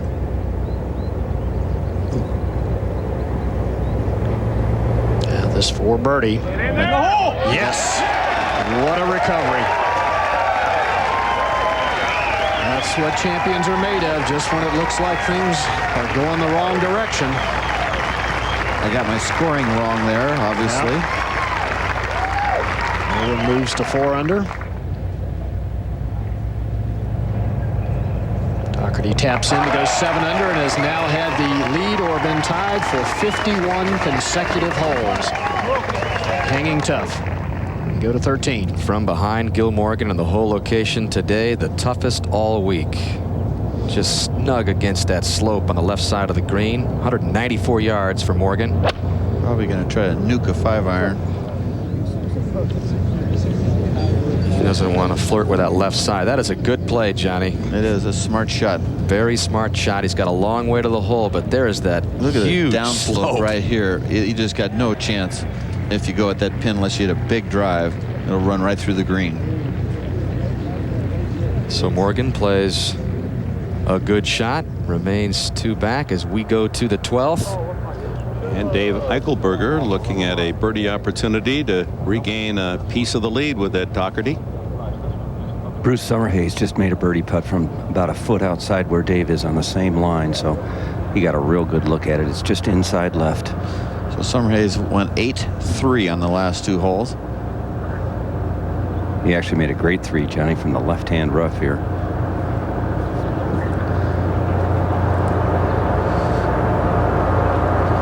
Not much here, just left center or something? Just left center. He's been making these every time.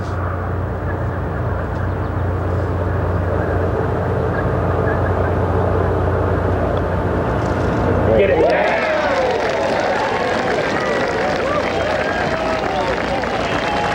His 6th birdie in 12 holes. Back at the tee, Dougherty, who has hit every fairway today, leading the championship in fairways hit. And just barely in the fairway again. 7 men under par for the championship. Eichelberger and Dougherty share the lead. What a round out there today, huh? I had a dream last night that the three of us were finishing in a major, and it was like total clutch moment. These wraparounds are awesome, man. The ladies in the gallery, they love them. Like this regular hat here, Jesper. Yeah. Might be another rainbow, huh? Yeah. If I had kids, I'd name them like Justin and Leonard. Oh. Regular, Jesper. Regular. What are you using this week? You going interlock or overlap? What are you doing? One of those. Yeah, both of those are really cool. I like both. Oh, I think Duval wants to talk to me. Dave, what's up?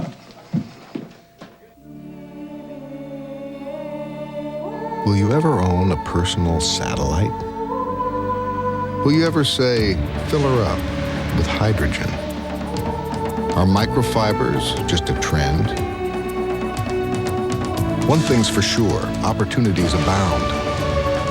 And every day we look at them through a microscope.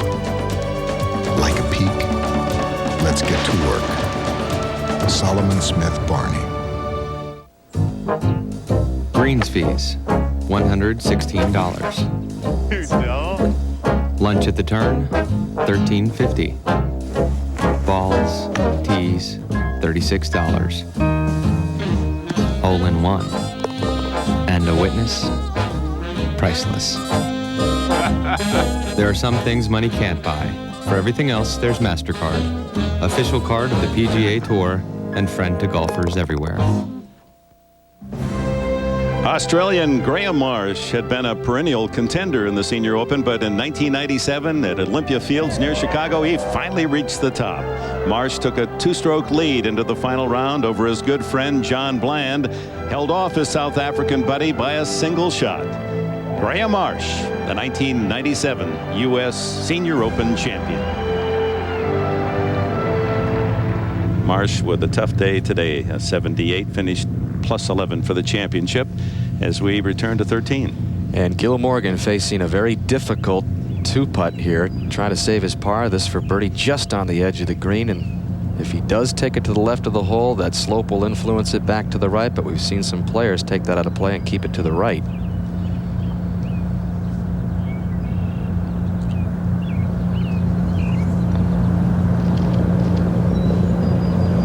And Morgan is taking a more direct approach, but as you can see from that side, it does go over to the left, so it's a very difficult angle to approach that hole. And back on the tee, Dave Eichelberger on this par 4. You can see the fairway working uphill and to the right. Trying to play a cut down the left side, Dan, and he's done just that. See if it runs through the fairway. It does not, and that's a beauty. It is a good shot by Eichelberger. Oh. Now the work has just begun, Johnny, as about 1 and 4 are hitting this green in regulation to 15. Here at the par 5, Frank Connor putt for a birdie to get to 1 under. And Connor coming back from an opening round 79. Of course, had the championship's best round yesterday with 67. Back to 12. Where we find our final group, Ed Dougherty and Hale Irwin. Dougherty's second shot here at the par 4. Is from 134 yards, placed downhill slightly. Hole cut on the right side of the green. I think this is a shot to be aggressive with. Try to get it close. Oh, yeah. This looks pretty good, just left of the hole. We mentioned that Dougherty with his caddy Cecilio Olmedo, his former caddy Donnie Moore, is watching in Greensboro today, and in the midst of this biggest week of his golfing life, Ed has called his friend almost daily to see how he's doing. Donnie Moore's mother passed away last week. That's the kind of man he is. Yes, nice guy. Taking dead aim here, I'm sure, after that hard-fought birdie. Pitching wedge from 121, just left of the hole.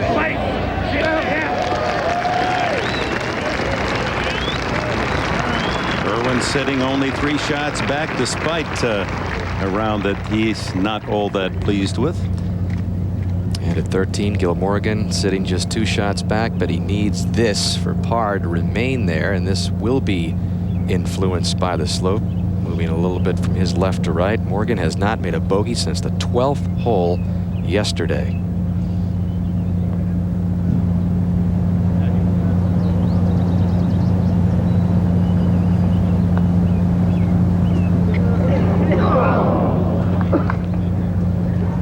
So after going 18 holes without a bogey, Morgan will record one at the difficult 13th.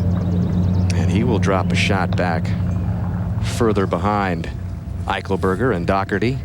Now the MetLife Blimp Snoopy 2 under the command of Captains Rick Hoffaker and Chris Merker. Always with a little help from co-pilot Snoopy. The MetLife Blimp Snoopy 1 and 2 traveling approximately 200 days a year, visiting towns and cities throughout the United States and Canada, and anchored in West Des Moines, Iowa, framed against that beautiful blue Midwest sky. Now this is a par attempt for Joe Inman, playing with Gil Morgan. Let's see. Look at his grip. This is one fidgety guy here, I'll tell you. Take a look at this, make you nervous watching it.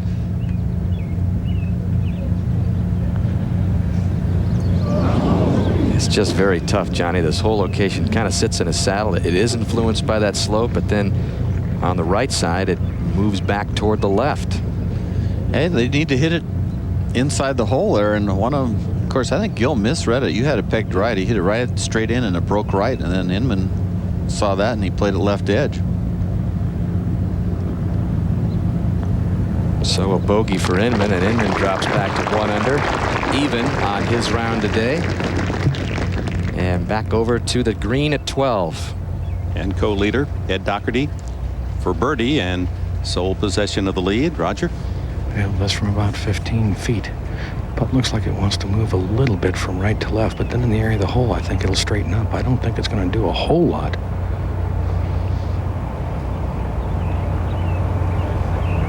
I haven't seen him make a bad putting stroke the whole championship, Roger. Just incredible. I've seen him leave a couple a little short, but they're not like he pushed or pulled. He almost has not pushed or pulled a putt the whole championship that we've seen.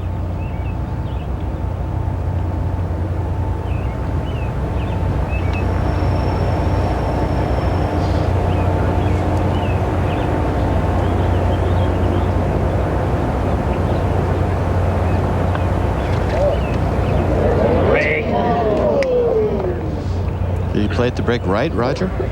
I think you might have pulled that one just a shade, John. Second shot at 13 for Dave Eichelberger. Mark? 171 yards. Started at the right edge of the green, drawing it back.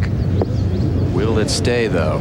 Nope. Have you seen anybody get it close, Dan? Well, you have to be, as you mentioned earlier, Johnny, way up the fairway on your drive. You have to be able to get a little spin on it, have a shorter iron. And if you go at it from that kind of distance, it's going to trickle off. By the way, Gil Morgan did make his bogey at this hole, so Morgan has dropped a shot, and Morgan falls back to 4 under, 3 back as we go back to the 12th. Roger, if he goes on to win this championship, that up and in on the last hole to make birdie was pretty incredible, wasn't it? Absolutely. You could give him 100 golf balls, and I don't think he'd get it up and down any more than maybe 7 or 8 times. This is very makeable, huh? This is downhill. Should move a little bit to his left, but not a lot.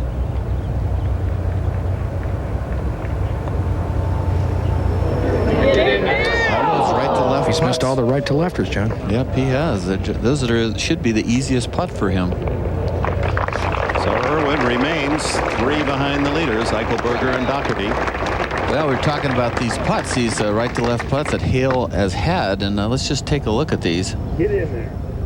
There's the first one right there on number 6. This is 7, another easy putt, short-sided it there. And then 9, he's thinking about, well, it's not short-sided, so he went the other way with it.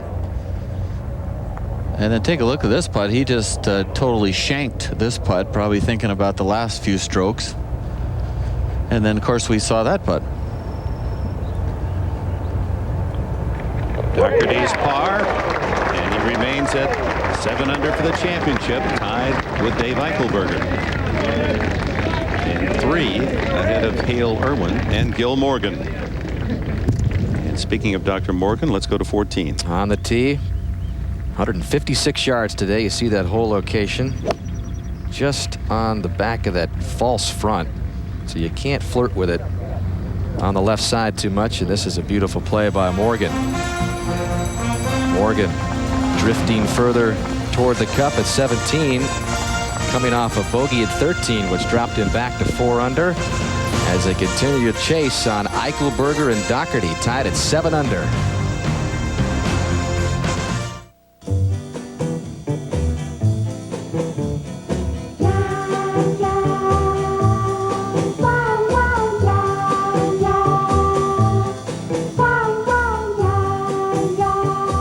Remember that whole back to basics movement? Neither do we.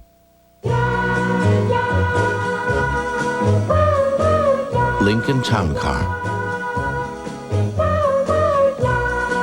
I was 39 years old, and people thought that I was washed up. That's when I switched from a wound ball to the Strata and had amazing results. My scores were lower, and I started winning more. The Masters, the British Open, and the PGA Tour Player of the Year. The multi-layer Strata is longer off your driver, and it putts truer than wound. It's also incredibly accurate off your irons. If you're still playing a wound ball, you don't know what you're missing. Switch to Strata and lower your scores. Have I been a good husband? Have I taught my children the right things? And have I learned from what they've taught me? We each measure success in our own way. Now Dean Witter and Morgan Stanley have joined to provide a world of investment advice on a personal level. Have I done the best I could? Yes, I believe I have. Morgan Stanley, Dean Witter. We measure success one investor at a time.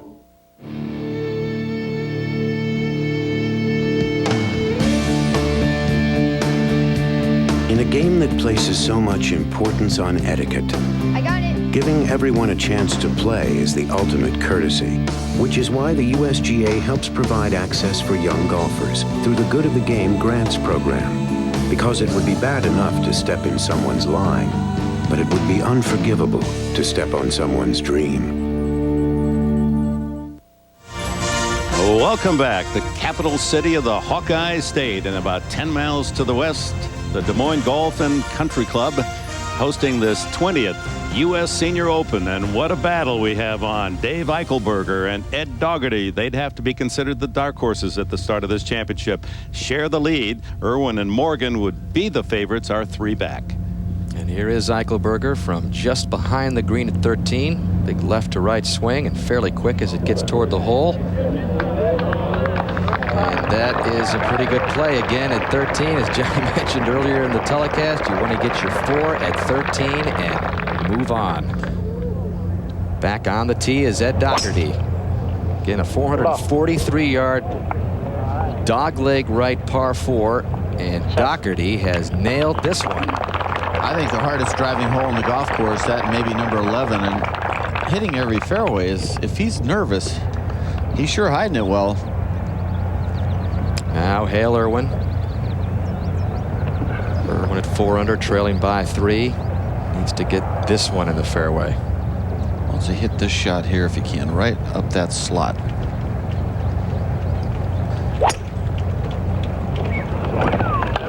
I think he did just like the drawing. Well, this is another good one, Johnny. And that'll pass up Dougherty's shot by just a little bit. I think he's got a little fire in his belly at the moment. And ahead at 14. Saw the nice tee shot by Morgan here. Eichelberger, by the way, tapped in for par at 13, so Eichelberger remains at 7 under, and this is a birdie attempt for Morgan to get back within 2.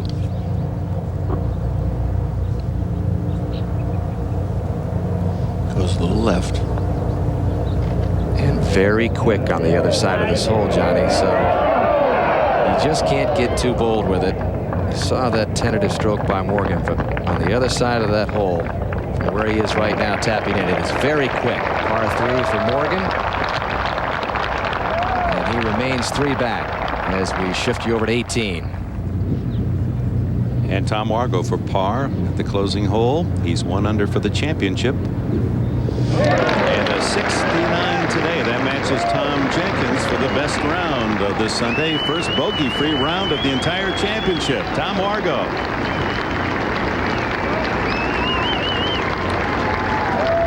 And another standing ovation from these appreciative fans. Yeah, the next USGA championship on NBC is very special indeed, from a very special place, the U.S. Amateur from famed Pebble Beach. World's top amateur golfers will vie for the Havemeyer Trophy. Try to follow in those footsteps of great champions O'Meara and Mickelson, Leonard, Kuchar, and of course Tiger Woods.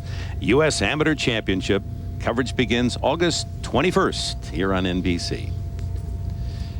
As we look down on this beautiful 6,800 acres yards of beautiful acreage. It's just green on green, and an ideal location. Johnny, I know you were campaigning too that the USGA had to come back with a big major event. It's amazing. The course, galleries, even the location, good feel about this place. Well, here's the co-leader, Dave Eichelberger, on the tee at 14. Again, the yardage 156.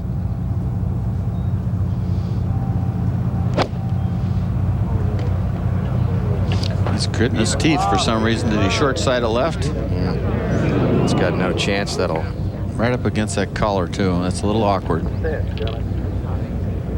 Anything short of the flagstick falls back, and anything left of that flagstick really shoots left.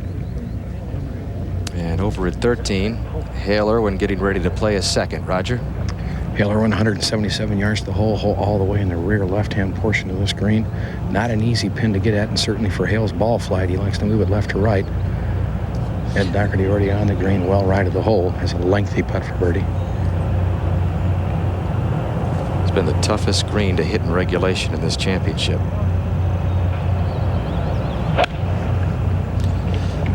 This is a 6-iron, and a little bit right of the hole.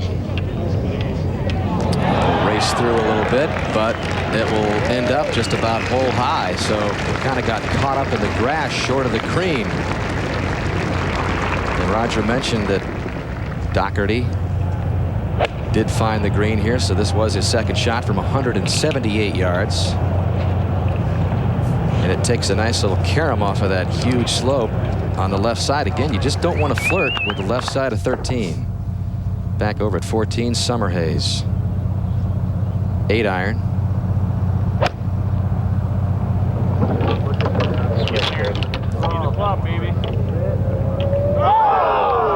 Right over the flagstick. Summerhays has played 2 holes today in +5. The third when he double bogeyed it, and the 11th when he tripled it. He's still 2 under. 1 over on his round today. As you take a look at some of the other scores in this 20th edition of the U.S. Senior Open Championship, you saw Brian Barnes having to withdraw from the championship. He's really been suffering from rheumatoid arthritis.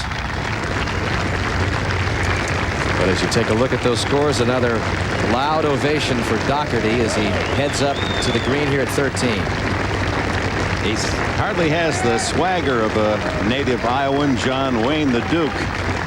But the Doc is tough. We talk about pressure. A man who survived, as he described it, a devastating attack as a sergeant in the Army in Vietnam in 1968 when the majority of his platoon were wiped out. He survived.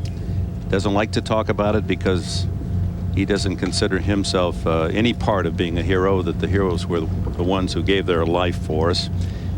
The more you meet and listen to this man, the more you like. He came out of that situation, Dick. He said, I came out of there, the Vietnam War, he said, vowing I would never do anything again in my life that I did not want to do. And he's talked about his second rebirth in the game of golf in the senior tour. He says, I'm playing golf, and that is not too bad, is it? I liked his attitude also, that he felt he had a sense of history, the fact that he led the Senior Open for 3 rounds. I didn't know at first it was a little bit of a cop-out, that, you know, he figured, well, I'm not going to hold my lead, but gee, you know, I did lead for 3 rounds. But he has been very appreciative of everything that's happened this week. Everything has been good and positive. He's got a lot of good vibes going, and I wouldn't be surprised to see him continue to play great and survive, really, the pressure that's going to be mounting. Well, over at 14, this is Eichelberger coming up for his birdie attempt. He'll be above the hole. You'd think, Dan, when you look at Eichelberger and Dougherty, that at some point they're going to start hitting some funny shots and not make pars, and you know, they just keep going good. Especially when you consider their past history. Johnny Eichelberger was a guy that once missed 22 cuts in a row on the regular tour, and that roller coaster history of his past career has been a little bit the same today with a couple of bogeys, but he's mixed in 6 birdies, and that's been the difference. I'll tell you, 7 under par at this golf course is very good plan. Now Dougherty ready for his birdie putt. Raj?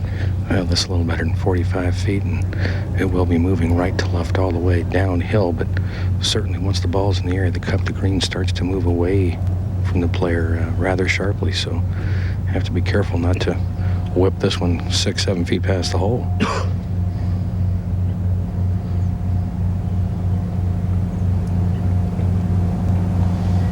visualize that line and just walk down the line so that you can just stroke it towards it. He still can't see the line, Roger. He wants to get that line established.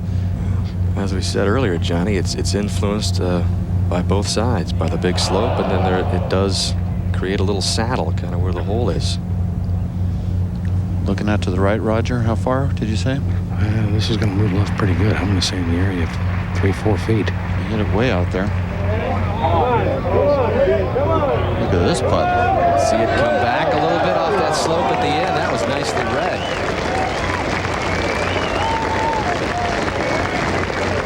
And Ed Dougherty continues to handle the pressure.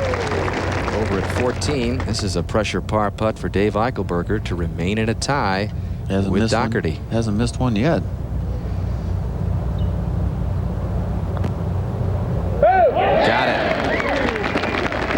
By the way, Summerhays missed his birdie attempt, so Summerhays parted, remains at 2 under, and that's a big 3 for Eichelberger as he moves over to the par 5 15th, tied for the lead with Dougherty. Now back at 13, and Hale Irwin trying to repeat. And as you take a look at how the defending champions have fared in this championship, you can see how hard it's been. Graham Marsh missed the cut after winning at Olympia Fields. Dave Stockton did the same after his win in Cleveland. Irwin for birdie now.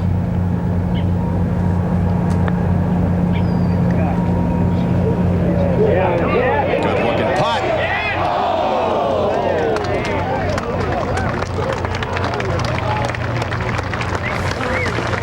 Another gyration for Hale Irwin as he misses yet another birdie putt, and he's running out of holes in his quest to catch Eichelberger and Dougherty. Courage, something shared by countless Americans. Those who risked their lives, those who battled serious illness. When I was diagnosed with prostate cancer, I was primarily concerned with ridding myself of the cancer. But secondly, I was concerned about possible post-operative side effects like erectile dysfunction, ED, often called impotence. You know, it's a little embarrassing to talk about ED, but it's so important to millions of men and their partners that I decided to talk about it publicly. And after all, it can be associated with many conditions, including prostate surgery, high blood pressure, diabetes, or even smoking. And the point I want to make is there are many treatments available for ED, so my advice is get a medical checkup. It's the best way to get educated about ED and what can be done to treat it. It may take a little courage, but I've always found that everything worthwhile does. The banana ball, the hateful, distance-eating slice. There is a straighter way. The revolutionary straight-distance Wilson Staff Titanium. It's long, without the wrong.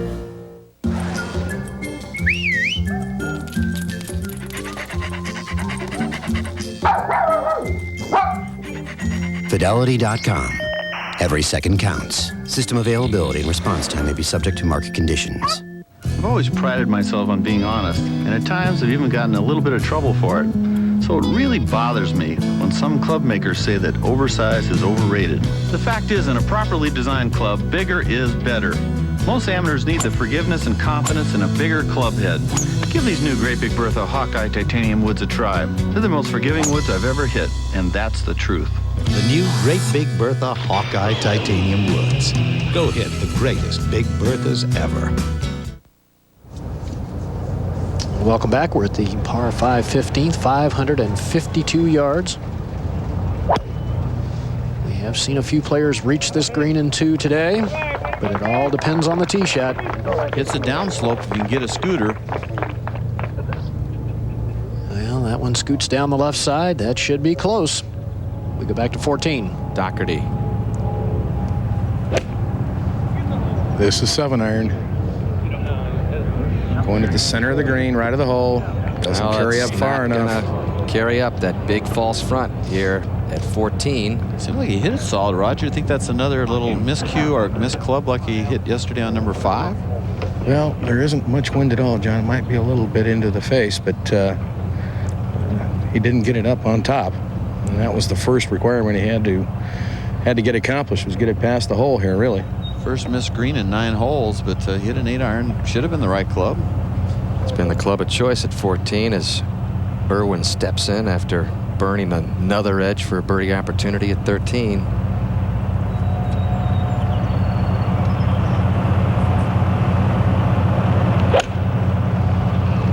Doesn't like it. Well, this right of the hole at the center of the green. And that will stay there, 15. Difficult little third shot here at the par 5 for Gil Morgan. Pitching the ball way uphill, has to land it on a downslope. No, just never got the club through the grass, Johnny. Yeah, he might have opened the club up too much and it just went right under it. Up to 18. Moments ago, Hugh Bayaki, he's +2. Notice all these shots here at 18 and what they do, because it's going to get pretty important in a little while. And that one wasn't bad. 69 for Bayaki, 71 for Bayaki today after a 69 yesterday.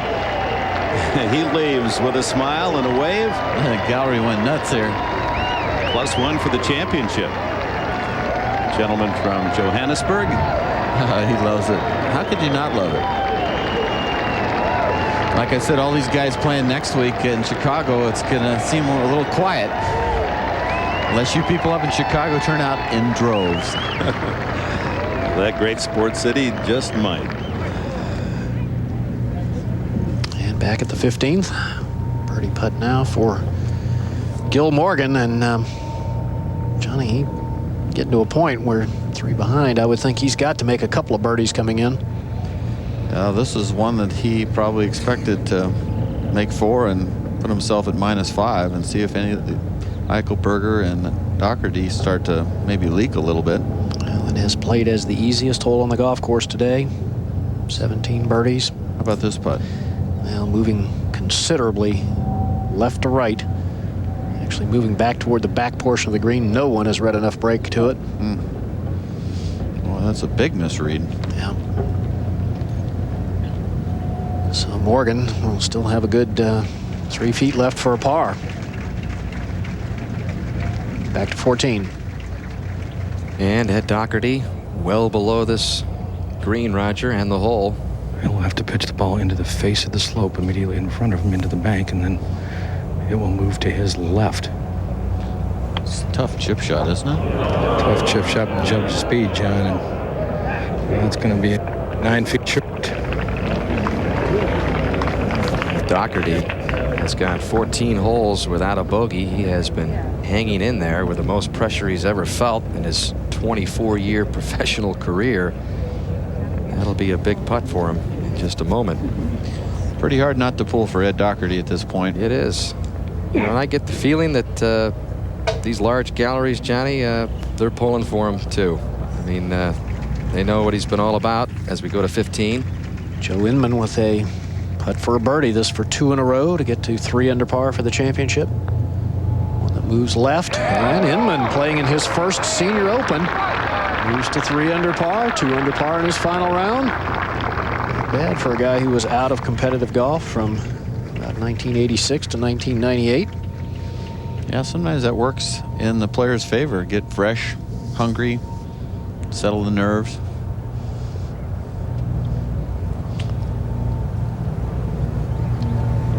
Back at 14, possibility of a big swing, especially with Dougherty left with a long par putt. And if Hale Irwin is able to line this one up, get it in for birdie, Raj. You know, this a little better than 25 feet. Looks like it wants to move right to left, and then as it gets in the area of the hole, it looks like it'll quit breaking, maybe even go back to the right some. By the way, Morgan made his par putt at 15, remains at 4 under.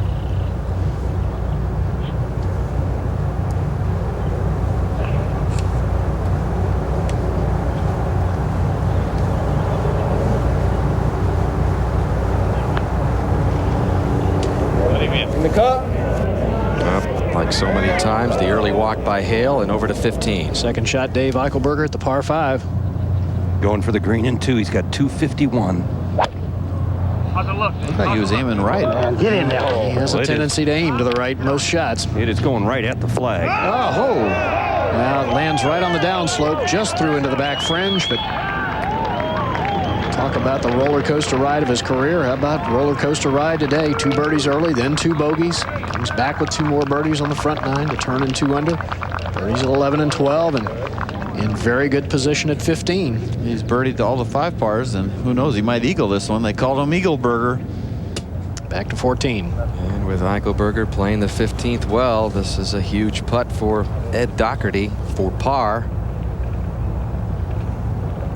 Well, this is a putt that'll move a little bit right to left, and everything really is going to depend on the speed. This putt actually almost a little downhill from this angle. Tough to read, aren't they? It is a tough putt to read, John, and to feed the right speed onto it. It's no bogeys yet today. Until here. Never had a chance.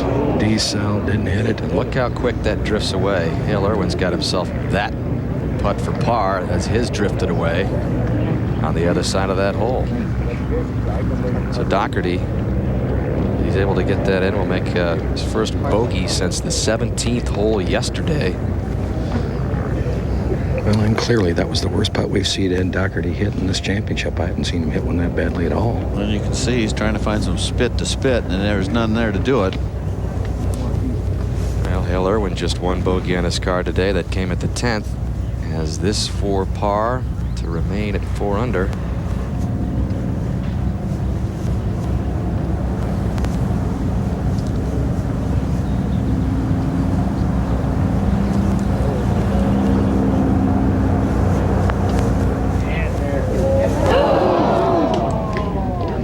Sweeps it back in for bogey, and Irwin, the defending champion, falls back to 3 under and now finds himself 4 shots behind Dave Eichelberger. Dougherty will lose at least 1 here at 14. So Eichelberger's going to have sole possession of the lead again.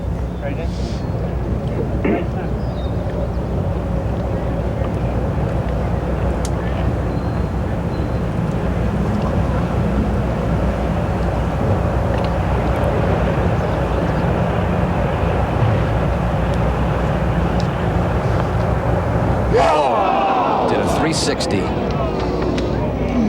Wow. Double 380. That was the one that Dougherty just could not let get away, and he did. Boy.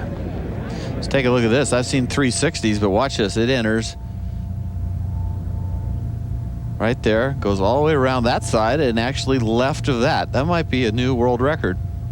More than 360.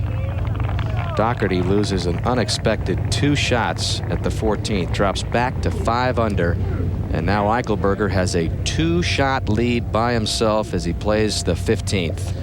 This went beyond 360. I mean, that is amazing. Down in the hole. Oh. Eichelberger has no idea of just how good a position he's in, I don't think, right now, does he, Gary? I wouldn't think so. Certainly no reason to know that Dougherty has suffered the double bogey. Is he going to putt this? Well, I've seen guys putt it from this back fringe. I've seen guys use the fairway metal from that same area. Summer Hayes will be first to play. Eichelberger does have the putter out right now, Gary. He has about a foot of that thickish rough to go through before the ball gets onto the collar. What's Bruce putting for? Summer Hayes is putting for a birdie. He had to lay up his 2nd shot. There is no scoreboard up here at 15, so Eichelberger does not know what Dougherty has done. You go back to the tee. Be interesting to see if he can hold his tee shots together after that. Right down the center. He has played this hole well. Made eagle here the first day, birdie the second. Back at the green, Summer Hayes putt for a birdie down the hill. Might have given Dave just a little sense of the speed, Gary. Well, Mark, and that would be important because a lot of players have been fooled by the speed of this shot from the back edge. What have they been doing? Leaving it short. Actually seems as though it comes a little bit back up the hill at the end. That was quite the second shot he hit, wasn't it? That thing almost hit the pin. There's very little green over here on this side, Johnny, and you know there's a bunker guarding the front of this green. I thought, if anything, the ball might end up in the bunker. I go, 4 or 6 inches out on the left, 4 inches or so. Gary, this putt been breaking to Dave's left. Yes, it has. And I thought I heard them say 4 to 6 inches out on the left. So if he's playing it that far left, he better hope it moves right early. This is definitely makeable.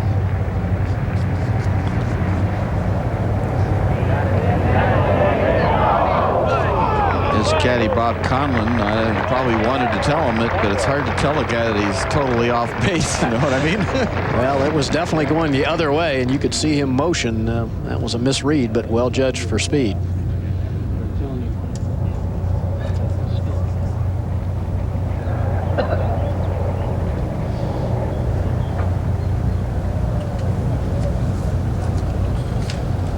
Ahead at the short par 4 16th. Second shot for Gil Morgan from the right rough to a front left hole location that has really given the players fits. Said go, baby. Yeah. Just chasing up onto the front center portion of the green. It's a long putt for a birdie.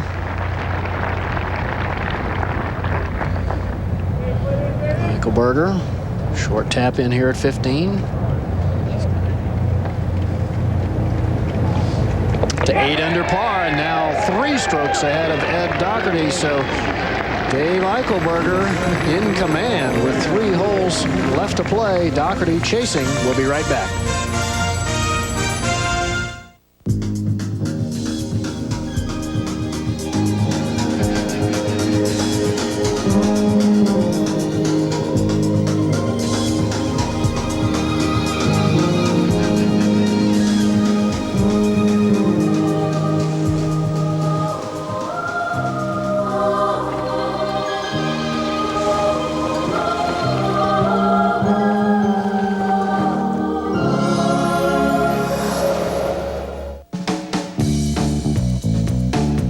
Financial goals require solutions. Dreams deserve dedication. Success demands performance. If there's something you want to achieve, the principal has one word of advice. Plan ahead, get ahead. The Principal Financial Group. For 22 years, since I was 9 years old. Since 1976. Since 1969. Most of my life. Titleist, since I was 6 years old. Forever and ever. I've never played anything else. Since I was 14 years old. Since the beginning. How long have you been playing Titleist? Welcome back to NBC's coverage of the 20th United States Senior Open Championship. We're at the 16th hole, slight dogleg left, par 4, the easiest par 4 on the back 9. If you drive the ball in the fairway.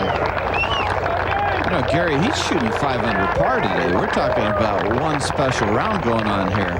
And 7 birdies, 2 bogeys. That is impressive play. Back at 15. Ed Dougherty getting ready for his second shot. Roger. 264 yards to the hole. Going with the 3-wood here. I don't believe he can reach this green, Gary.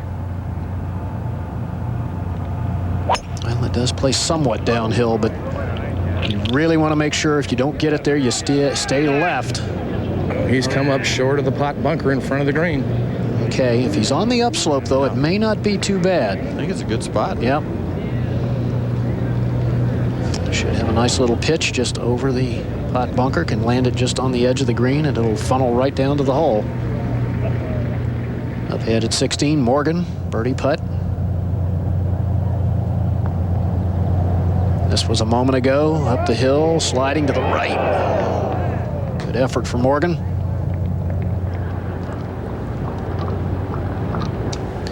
Joe Inman now for his par. Second shot found the left bunker there, short left. That's a very slow putt from that position. So Inman with a disappointing bogey at 16. Drove the ball in the right rough, paid the price. Drops back to 2 under. Still a very solid championship.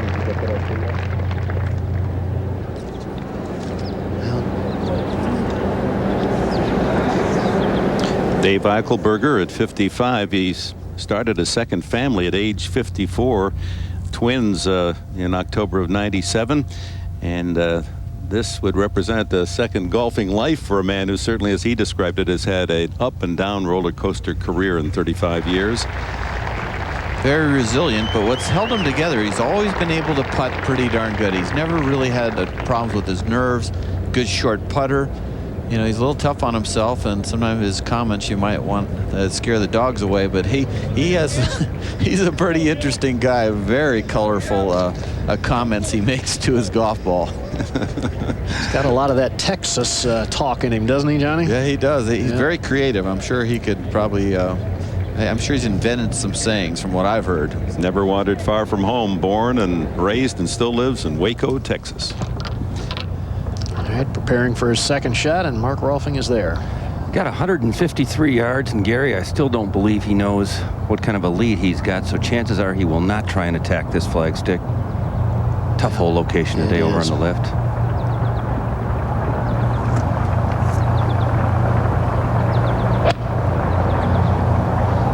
A little draw shot. Right at the center of the green, right-hand side of the green. Maybe just a little short. Well, there's a little bit of a false edge there. Has he seen the leaderboard? He can only see the back of this board. There's one over here at 17. He heard a roar from the crowd when they changed Ed Dougherty's numbers, but he doesn't know which way Ed went. Over at 15, third shot for Irwin. 100 yards to the hole, selected a pitching wedge, a little bit of a handcuff yard. He debated for a while as to whether to try sandwich. Well, ideally carry the ball back at least to the hole. If it lands short, it hits hard. Trying to come back a little bit. Just a very difficult hole location there at 15 if you're playing any kind of third shot of any length. Up ahead to 17. And at the tee, Gil Morgan, this is the longest par 3 on the course, 202 yards. He's -4, 4 shots behind the leader, Eichelberger.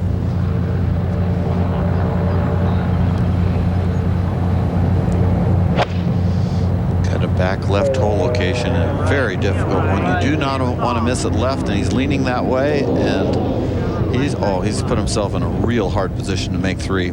Johnny, 17 and 18, playing as the 2 toughest holes on the course today. So the finish is going to have a lot to say about who is champion. Yeah, it'll be interesting to see when Eichelberger walks up to the 16th green to realize that he has a 3-shot lead, and whether or not he'll 3-putt this green and then maybe struggle on 17 and 18 trying to win this coveted title. Reminder, more golf next weekend on NBC. Saturday at 2 Eastern, LPGA, the Japan Airlines Big Apple Classic. Only one victory away from induction into the LPGA Hall of Fame. U.S. Open champion Julie Inkster looks to build upon her dream season. That'll be something to follow. Next Saturday, 2 Eastern on NBC. Out at 15, third shot now for Dougherty. You can see how much above his ball the green sits.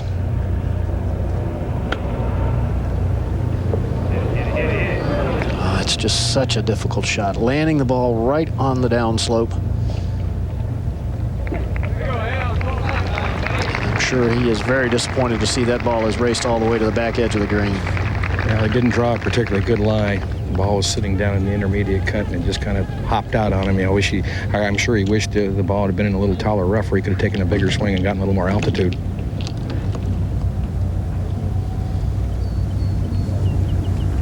Let's take a look at it. He's playing the ball forward, takes it back pretty square, not a big swing, and just hits sort of a standard shot. I would have thought there, in the situation he's in, he might have played the ball even more forward, taken a little bit more of a bigger swing and flopped it, cupped it at impact and hit it straight up in the air. But maybe what Roger commented on, it was a little bit of a tight lie to be pulling that off and didn't want to chunk it.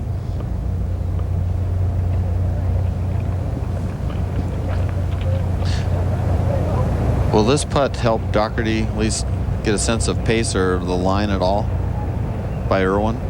Or Dougherty is away? Ed is away, just in the back fringe, and this putt downhill a little bit. Looks like it wants to move right during the middle of the putt and then maybe straighten up in the area of the cup. Yeah, Roger, most of the players have not read enough break at the end to the left. Putt has been missed left almost every single time today. So what you're saying, it'd be a good time to hit a push putt, right? Well, let's see how good his caddy is at reading the greens. We've been talking about what a great set of eyes he has. Let's see if they read this one correctly. Got it!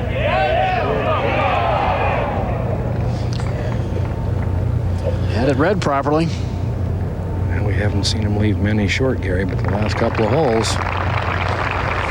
He said earlier in the week, guys, that his #1 goal in putting is get it to the hole, period. Up to 17. Second shot, Dr. Gil Morgan is at -4. You can't tell, but if we can keep this angle there, everything from 8 feet short of the hole this is just Pinehurst. This rolls, all this is rolling off here. So if he doesn't get it up there, it can come right back down. Very difficult shot. And that's what happens. It was almost an impossible shot. Back to 15. Irwin for birdie. Very similar putt to what Dougherty had.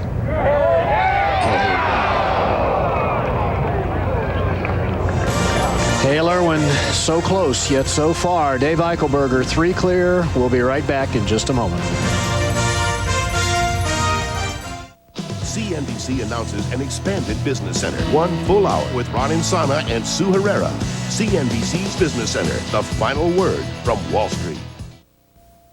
There's one company in Iowa that sells everything from insurance to soybeans, medical treatments to cookbooks, farm equipment to education, control valves to newspapers.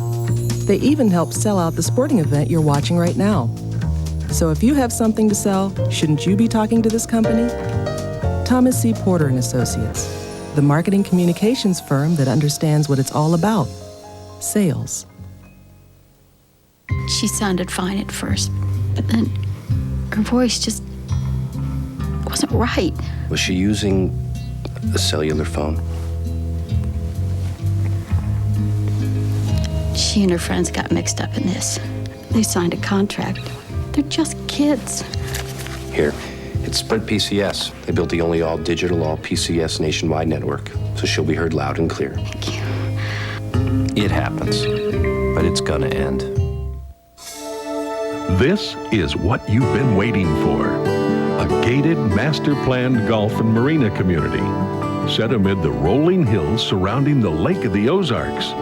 An 18-hole Tom Weisskopf masterpiece with dramatic vistas. A home to suit every lifestyle.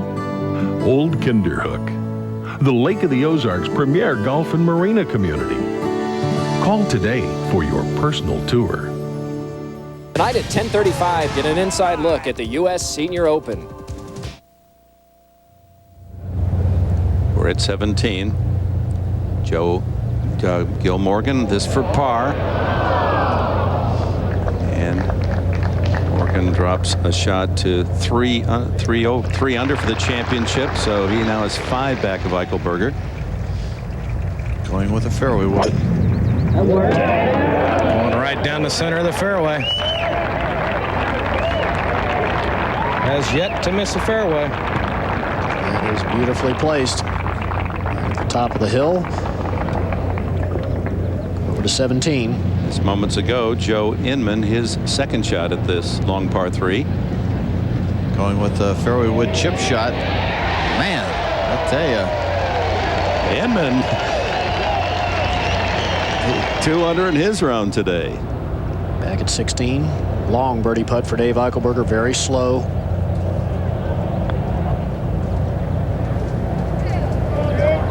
Gary, he is now aware that Dougherty has double bogeyed the 14th hole. He does not know how big his lead is, but he knows Ed did make double. Well, not wasting any time here. Doesn't want to think about it too much. Just get up and tap it in. This is a good 2-putt right here if you make it. Nicely done. Eichelberger remains at 8 under par. Pretty nice to see him do so well, because you talk about perseverance and just number of tournaments played, and it's time for a little sun to shine on his back. It's kind of amazing, Johnny. He's 55, 35 years as a pro, and this may be the golfing moment of his entire career. It would really, it's hard to describe. It would be the biggest tournament that I've ever won. To me, getting your name on a USGA trophy of any kind is quite an honor. Who would have picked Dave Eichelberger to win this a week ago, huh? Well, he's playing good golf. He hasn't won it yet, but that par there was huge, I thought, that two-putt. And the realization when he finally does see the board of where he stands will send a surge of adrenaline through his system that you have to deal with it. Every player has to deal with it. And so if you see a very strange shot on this hole or even the next hole, you'll know why. Here's a man who's had only one top 10 performance all year. His best was a second at Las Vegas. Well, it's a time when his caddy, Bob Conlon, is, I think, very important to him to be able to calm him down and say, hey, you're playing great. Your swing, your tempo is perfect. You're making all those putts. Anything to build up his psyche. And let's take a look at the chart here. We're going to show on 17 just 33 balls on the green, and then you can see 10 left, 10 short, 8 right. So more guys are hitting the green today. Of course, it's not into the wind. Less than 1 in 3 players have hit this green in regulation all week, but the wind laying down has made this hole a lot more playable than it was yesterday. You can see that flag stick just limp. And yet, Johnny, only 6 birdies here all day. It's a very awkward hole location. In the earlier round, it was in the same spot. I think it was on Thursday, and it was in a groove there. And that's where the ball wanted to go. And the groove is right in this area. But this is off the groove, and it's sort of like this. It's a big old volcano where the hole is. So it's very hard to get it close, and it's harder to read it.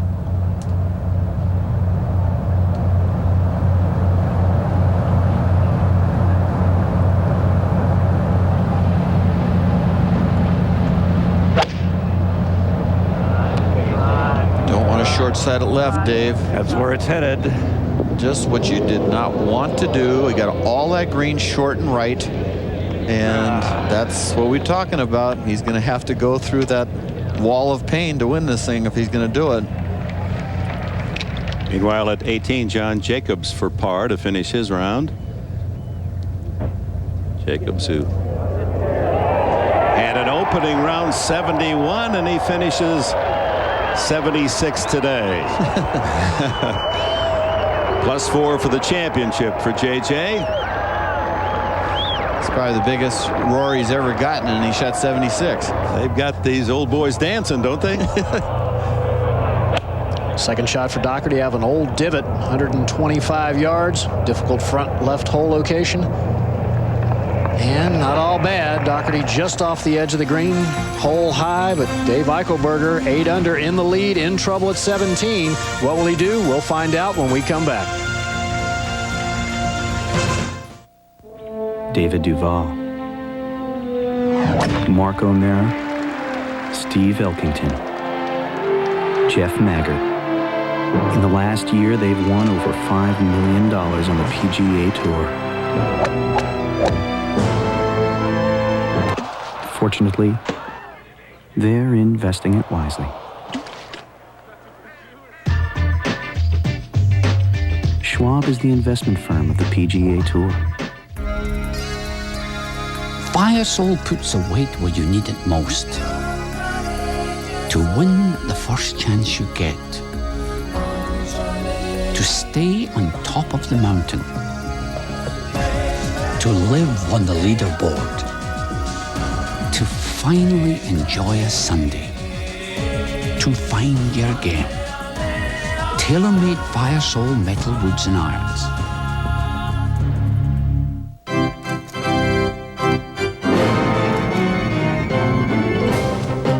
Possibility 1, she catches it. Thanks to her Hartford Mutual Funds, she can afford a wedding of her own. Possibility 2, she catches it and takes out 3 bridesmaids. The Hartford covers the damage they do to her car after the reception. Possibility number 3, she misses it. With our top-selling annuities, who needs a man anyway? Whatever life brings you, bring it on. We nurture and protect it. We look out for its welfare. We establish rules and instill values. We remember its infancy and marvel at its growth. But we also plan for its future, like any devoted parent. True, the USGA didn't give birth to golf, but for more than 100 years, we've been its legal guardian.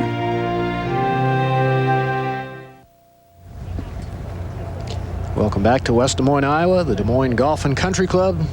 Final 3 holes of the United States Senior Open Championship. Ed Dougherty, ball Roger right up against the intermediate cut of the rough. He is up against the collar, just over 15 feet to the hole. Really not a lot of break in this putt, and I'll promise you, Gary, he does not know how the tournament or the championship stands right now. There have been no scoreboards at 15 or 16, so he does not know what's happened ahead of him.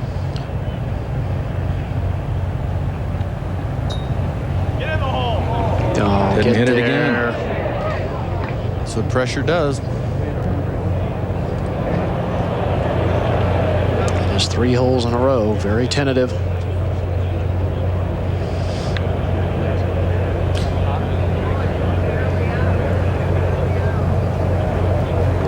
Up to 17. And here at the par 3, the second shot of Dave Eichelberger. Watch this. Back down the hill. And we're seeing some wheels wobbling.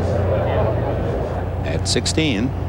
Back here at 16, Irwin with a chance for a birdie, Roger, and with Eichelberger struggling at 17, you never know. He's not completely out of it yet, but the putter certainly has not cooperated for Hale Irwin today. Let the wheel swing to his right.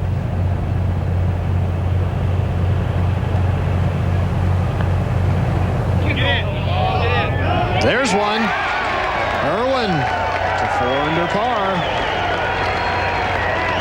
And remember his finish yesterday. He birdied 16, he birdied 17, and he came close to birdieing 18.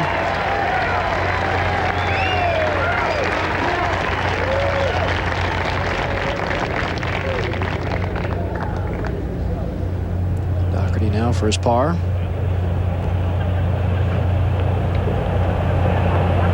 Safely in, 5 under. And move a short distance to the 17th tee.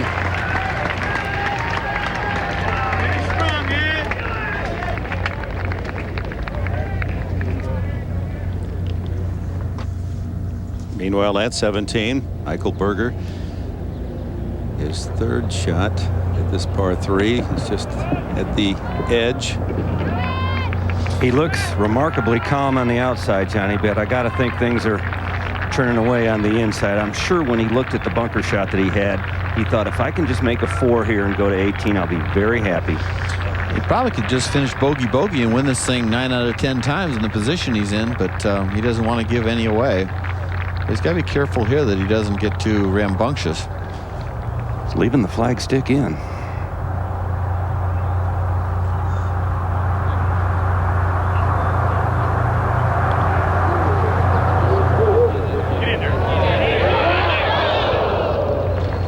Good stroke.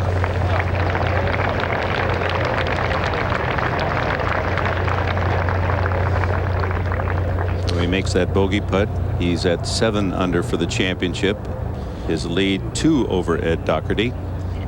As we remind you, the MetLife Blimp Snoopy 2 teamed up with NBC Sports, providing you this bird's eye view of the U.S. Senior Open. What a week it's been. MetLife Blimp equipped with state-of-the-art camera that gives us those great tracking shots from as high as 1,200 feet.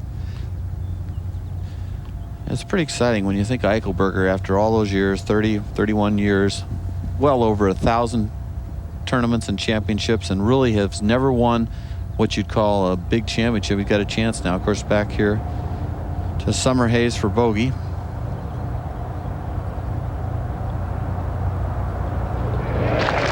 Summerhays now at even for the championship. He's 3 over on his round today. And now Eichelberger, the leader, for his bogey putt. It's only got about 2 feet, but it certainly has to look longer than that right now.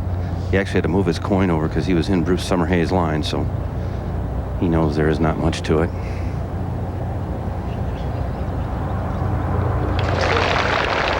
So on to 18. A hole that has allowed but 3 birdies today. Tough par 4 finishing hole. And at the tee at 17, Hale Irwin. Birdie yesterday. Irwin with his birdie at 16 has moved to within 3 of the leader. How many birdies to be had here? Whole location, as we said, is right there. You don't want to go left. It falls off left in the bunker in that heavy rough. I'm sure he's taking dead aim. Maybe 10 feet right of the hole. This is a 5-iron.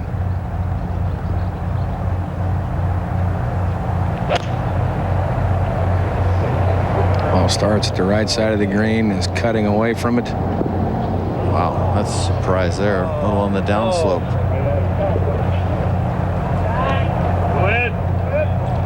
That was a surprise, Roger.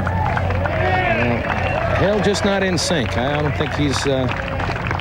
He obviously has not been pleased with his play, and he just hits a lot of shots that you do not normally see Hale Irwin hit. Some double crosses, turns the ball over when he tries to cut it. He lost that one right when he was trying to draw it. You don't see him make those mistakes often, John. Dougherty has not hit this green all week. As we said, 202 yards downhill, firm green. What club? It's also a 5-iron. This ball started left of the hole. It's trying to cut back. See if it hangs in there. See if it hangs in there. Like I said, it just rolls away every direction. Look at this. That is really a bad break. Picking up speed now. That is a Pinehurst special. That's a shame. That was a great shot. Meanwhile, at 18, the leader, Dave Eichelberger. Wants to hit it right there if he can. Just inside that tree with a little fade. He has a tendency to hook it when he's under pressure, and he hit one on the last hole. This one looks good. Yeah, the man from Waco parred 18 each of the first 3 rounds. He'd certainly take a 4 today. That's a beautiful shot right at the 150-yard marker. Final round of the 20th U.S. Senior Open Championship. Dave Eichelberger. Can he win his first major?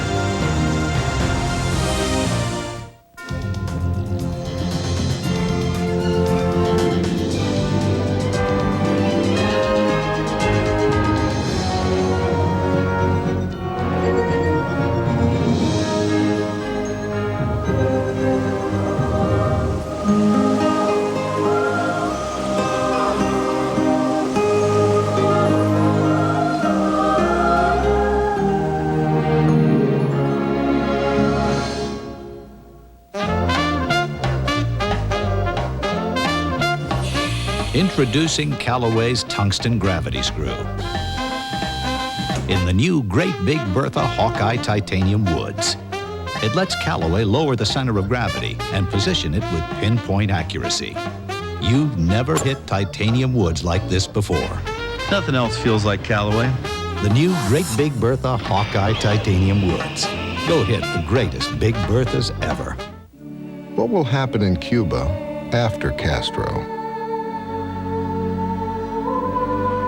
What will replace television? Is an arthritis cure around the corner? One thing's for sure, opportunities abound. And every day we send a search party of 35,000 to find them.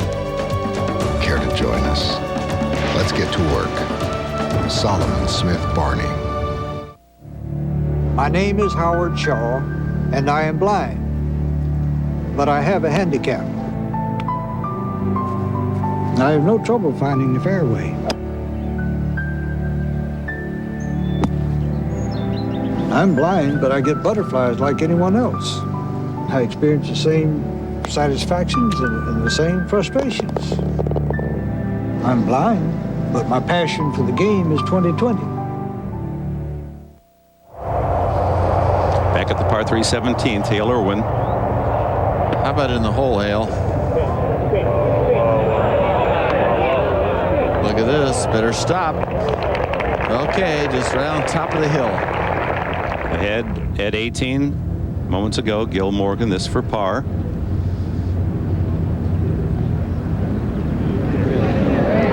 And Morgan in contention at the start today with a 72. And Joe Inman, his playing competitor, also bogeyed 18, finishes 71 +2 for the championship. Back to 17, Roger. They'll add Dougherty from the back fringe, and he now knows how he stands. He watched the scoreboard to the left of the screen as they changed Dave Eichelberger's numbers, reflecting that he has 7 under par. He knows he's 2 shots back. I wouldn't imagine he'd leave this one short, John, would you? Well, except for this is about as slow a putt as you could ever have. How far below, from where the ball is up the hole, what's it, a 15-inch rise or something, or 2 foot? I'd say that's about right. I mean, it's into the grain. See how light colored it is in this area. You people watching on TV, it's real light there, which means it's dark going his direction. Which means it's into the grain. He gave it a good wrap. Well, Roger, it's still not out of it. And now at 18, the leader, Eichelberger, his second shot. Mark, that was quite a drive he hit there, wasn't it? It was a beautiful drive under that situation. He's got 141 yards. Really no time to try and be a hero, though. 20 feet, 25 feet left of the hole would be great.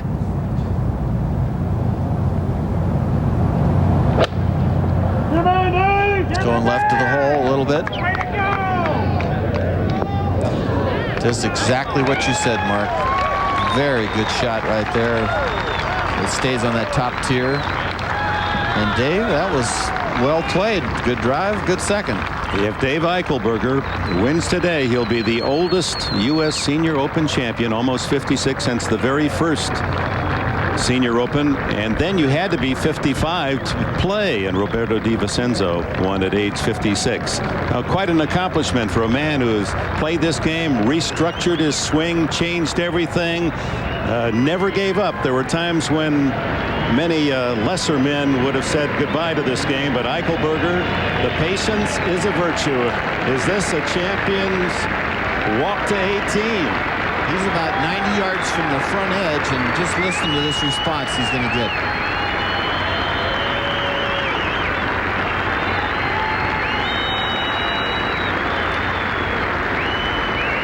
He's always been known as sort of a hard guy, but I'll tell you right now, he's not hard.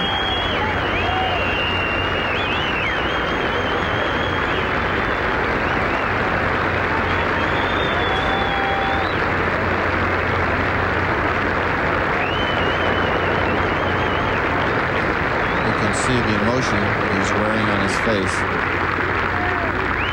Yeah, he has an expression for everything.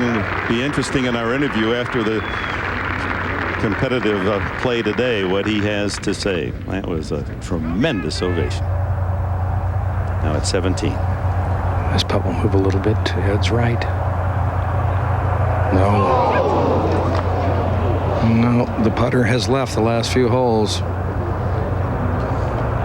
Hard to keep that part of the game going, isn't it, John? Well, it's just been a long week when you lead every day, and how much you wanted this thing. But, you know, you got to look at Eichelberger. Give me a break. He starts 3 under. He's 7 under now with a bogey at 17. That's 4 under with all the pressure. It's great stuff. I mean, Dougherty is level for the round. Usually when you're leading going the last round in the championship, you shoot even par, you might have a good chance to win. Now Hale Irwin, who has a bogey putt. Well, pulled another little right to lefter from about 4 feet. And that's been his story of the day, is pulled putts that break left.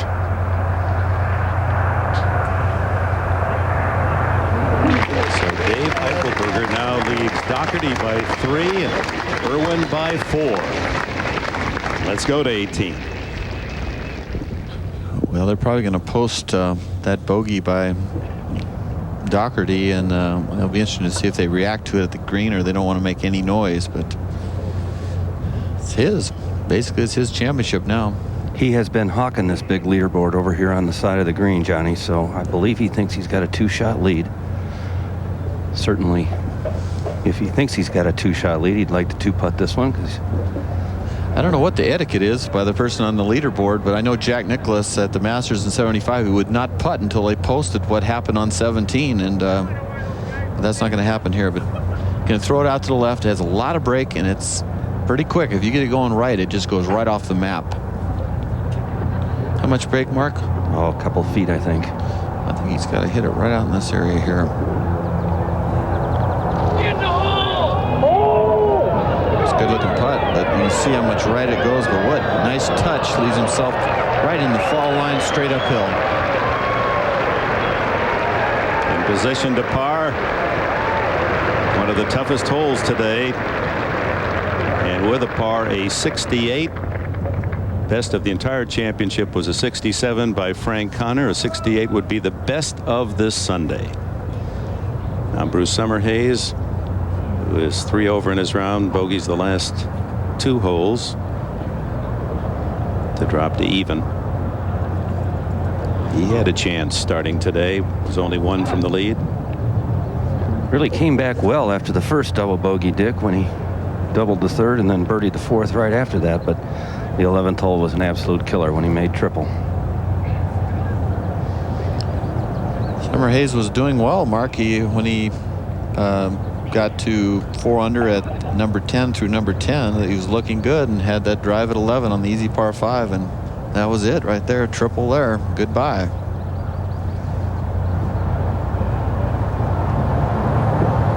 Slow putt. Not a hard one, though.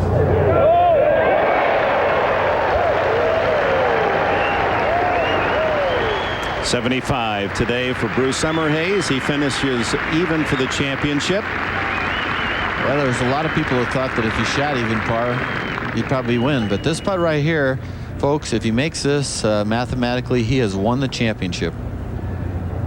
Straight in.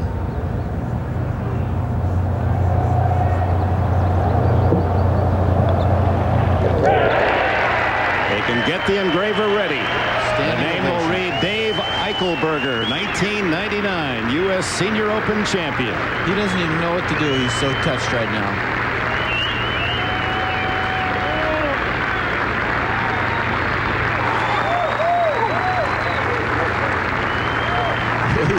I think his caddy's informing him, guess what?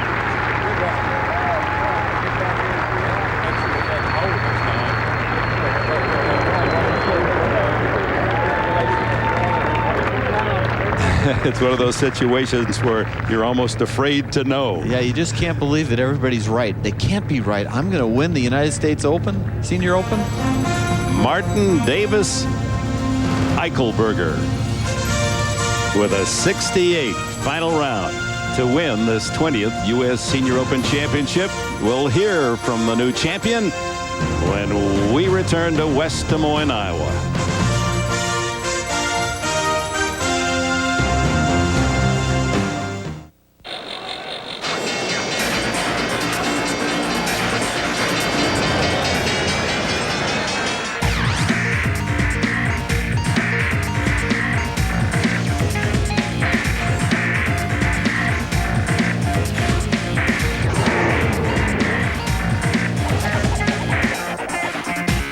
Fidelity.com. Every second counts. Instant broker availability and response time may be subject to market conditions.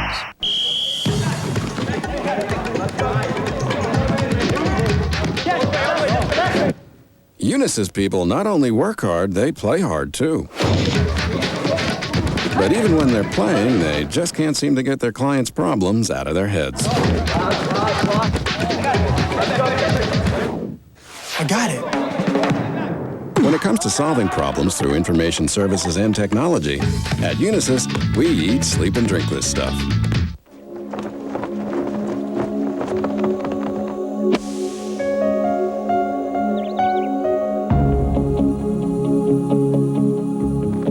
Handle with care. Hold fast to its traditions. Let nothing damage its integrity. Handle with care, like any heirloom passed down through generations. Handle with care. Words the USGA has embraced for more than a century. Handle with care, so that when someone picks up the game never lets go.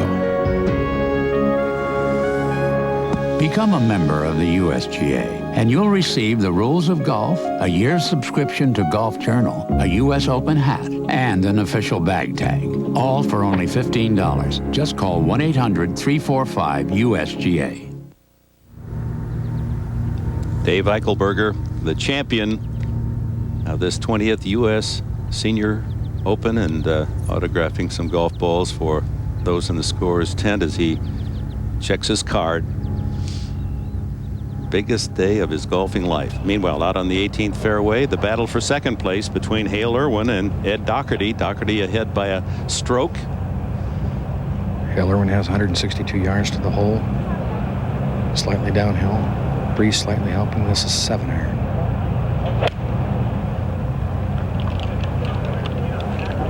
This ball a little right of the hole. Well, just not swinging as well as he does normally, John. No, he isn't. He's sort of a roller coaster emotional championship for him. It seemed like his nerves and his emotions were all over the place.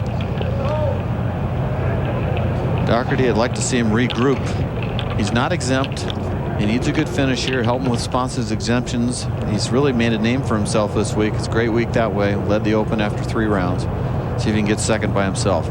Goes from 159, also a 7-iron. This ball left of the hole.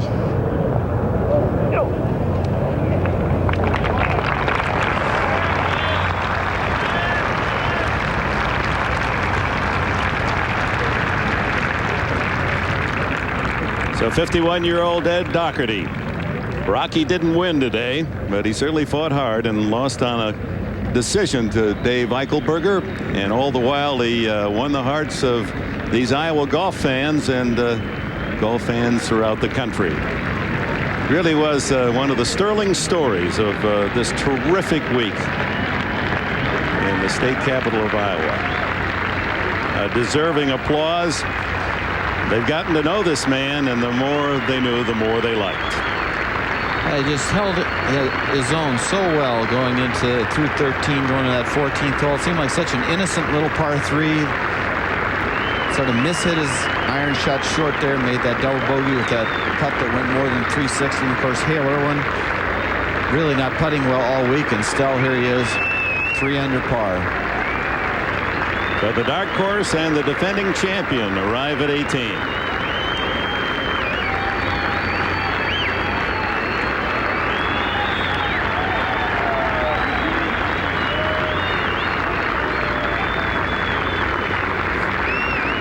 There must be close to 10,000 people from the 18th tee to this huge grandstand area behind the green.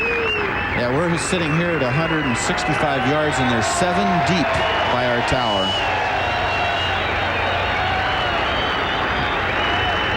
Hale Irwin, one of those appreciating the man from Philadelphia. Let's take a look again at putt number 14. He had missed his par putt, and look at this, just a straight uphill putt. You'll never see a putt go more around the cup than this. It went more than 360. For that double bogey. It took him down to 5 under. Irwin first from the bunker, his 3rd shot. Well, a little bit of an uphill slope. The green does work away from him some. It's a pretty important shot money-wise. He's in 3rd by himself at 3 under. Morgan and Inman at 2 under in the clubhouse. Easy shot, Roger. No, the green runs away from him, but boy, he hit that well, John. That is a beautiful play. Got that ball to spin hard. They had a perfect uphill lie, and the ball sitting up and well executed.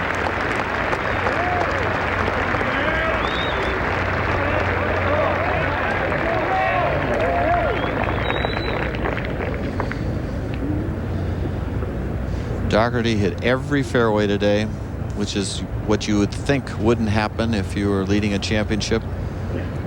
Really, you have to hand it to him.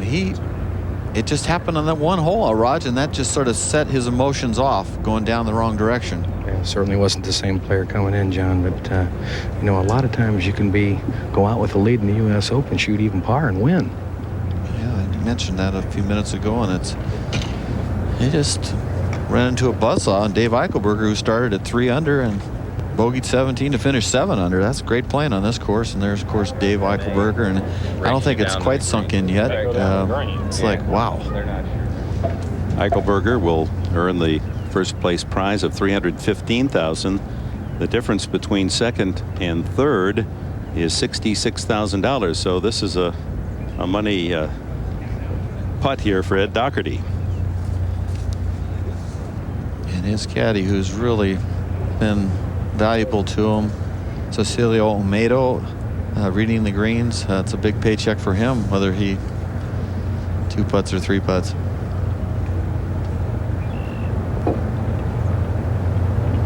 Big slicing putt, very difficult. Yes, look at that break. That's at least 9 feet out. He might have overread that one. See if it takes the big right turn, and that leaves himself quite the second putt on Roger. Let's go down to Mark Rolfing. All right, thank you very much, Dick. I am standing here with the United States Senior Open champion. How does that sound, Dave? I'm in a state of shock. I'm not sure I can put the words out how I really feel. It's biggest thing that's ever happened in my life, though. You look tremendously calm to me on the outside. I mean, how are you feeling out there coming down the stretch? Well, I was, amazingly, I was calmer than I thought I would be. I know I was kind of thinking about it, you know, last night and kind of playing those last few holes and all that sort of stuff, and I was trying to feel like I was going to be calm, but I was really surprised when I was out there that I was feeling like I was, and it's not until I finished here that I can't put 2 words together and my hands are shaking like a leaf. All right, well, congratulations. It was a tremendous victory. Oh, well, thanks a lot. All right, back to you, Dick. And Dave Eichelberger will wake up many times tonight and think through this tremendous experience. Biggest day of his golfing life at 55. Well, sometimes you win a major and you sort of fall into it, but he won the major.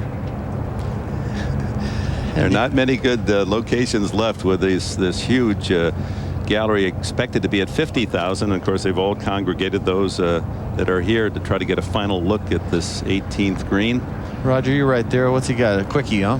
It is downhill, John, very quick, and should he hold this putt, I think you're going to hear one tremendous ovation. The crowd has pulled very hard for Ed Dougherty here. Looks good. 4 under par for the championship. 72, and that kind of pressure. He'll analyze that thing tonight, Roger. You can't feel that bad with a 72 when you're leading the Open.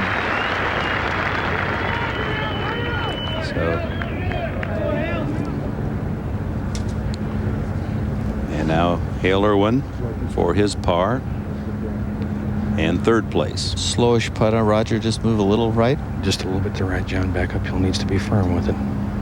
It's very slow. Finished 3rd by himself.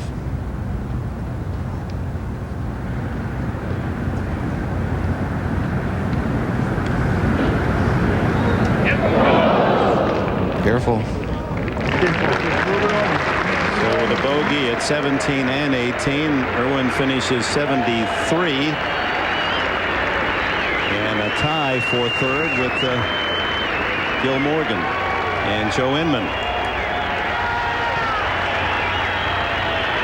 But they'll all leave the capital of Iowa with the same feelings. That it's been such a richly rewarding experience, and this huge gallery has just not let them have anything but good feelings about playing this great game.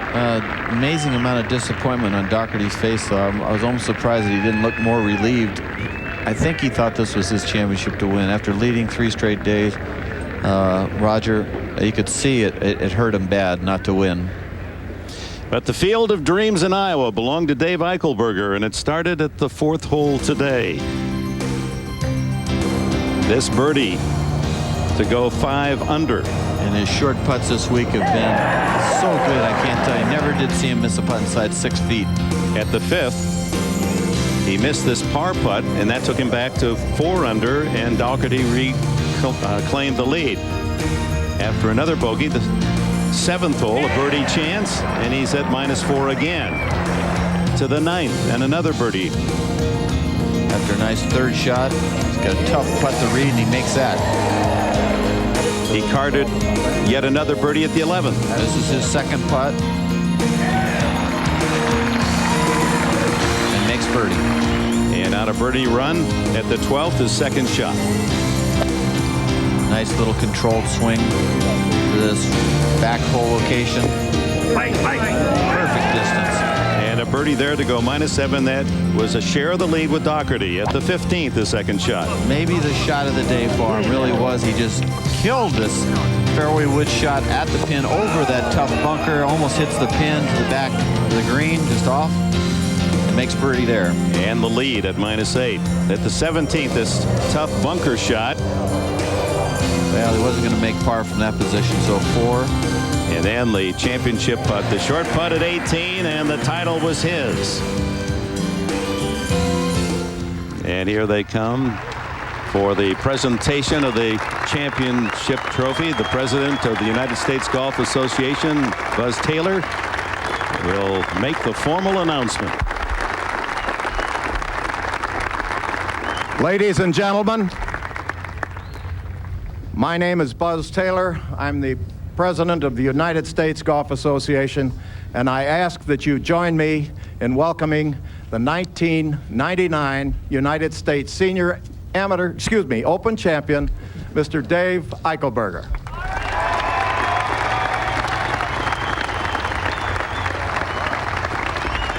It got to me too. Congratulations. All right. Well, Dave, I know you're a little bit speechless a moment ago, but we were talking on the practice tee today. You said you really weren't playing great golf coming here to this championship. You shot an 82 on your home course. You had a couple of indifferent practice rounds of 76 and 78, and then you catch lightning in a bottle.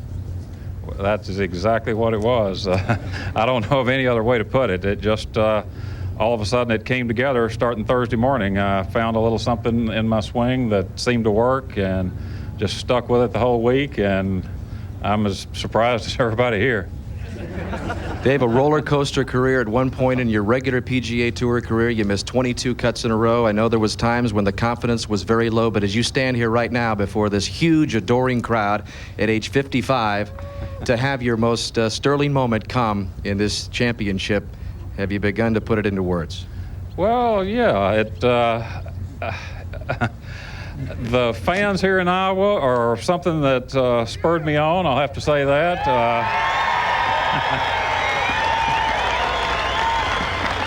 Never been around a lot of golf and never seen anybody as enthusiastic as these guys. So thanks a lot for being part of the biggest day of my life. And man, the USGA, I can't say enough about you guys. Just stay the course. You're doing a good job. Thank you. So are you, Dave. Congratulations on the championship. Let's go over to Roger Maltby. Raj? Thank you, Dan. With an obviously dejected Ed Dougherty. Ed, you played very, very well today, but the 14th hole seemed to be your undoing. What happened there? You know, Raj, I was feeling pretty good. I thought I could hit an 8-iron up there on top of that shelf, and when I hit the ball, I just swept it. I didn't pinch it, and I knew I didn't catch it cleanly. So I still, had a hard chip shot, and I sort of accomplished what I wanted to do, is to get it up there on that top shelf. But then when I saw Hale's putt, for some reason I just couldn't get that out of my mind, and I hit a horrible first putt, and then the second putt, I did that 360, which sort of let the oil out of the motor there for a while. 15, I thought I hit a pretty good shot. Couldn't get there, but I wanted to get close, and the club head bounced, and I didn't stall it over the green, but I hit it a lot harder than I wanted to. And then 17, I thought I hit a good shot. I thought it was up by the pin when I was picking up my tee, and it went over the green. So I take my hat off to Dave. He played great, I had a lot of, I got a lot of good memories. I think I might have a little nightmare on 14, but I did all right. I mean, I made a great putt on that last hole. Yes, you did. We thought you played very well. Congratulations and condolences. Well, I don't think I need any condolences, but thanks for the congratulations. Back to you, Dick. All right, Roger, it was a great championship, and be sure to join NBC Sports next Saturday at 2 o'clock Eastern. Our golf coverage continues. Third round of the LPGA's Japan Airlines Big Apple Classic from the Waukegan Country Club in New Rochelle, New York. Stay tuned to NBC Tonight. Dateline Survivor Special at 7 p.m. Eastern, 6 Central. Then Dateline continues with a special look at that World Cup winning U.S. women's soccer team. That'll be followed by an NBC feature presentation, Love Can Build a Marriage, 9 p.m. Eastern, 8 Central. All tonight on NBC. For all of us at NBC Sports, congratulations, Dave Eichelberger. Playing for pride. Playing for team. Playing for country. Golf's ultimate challenge, the Ryder Cup, this September on NBC.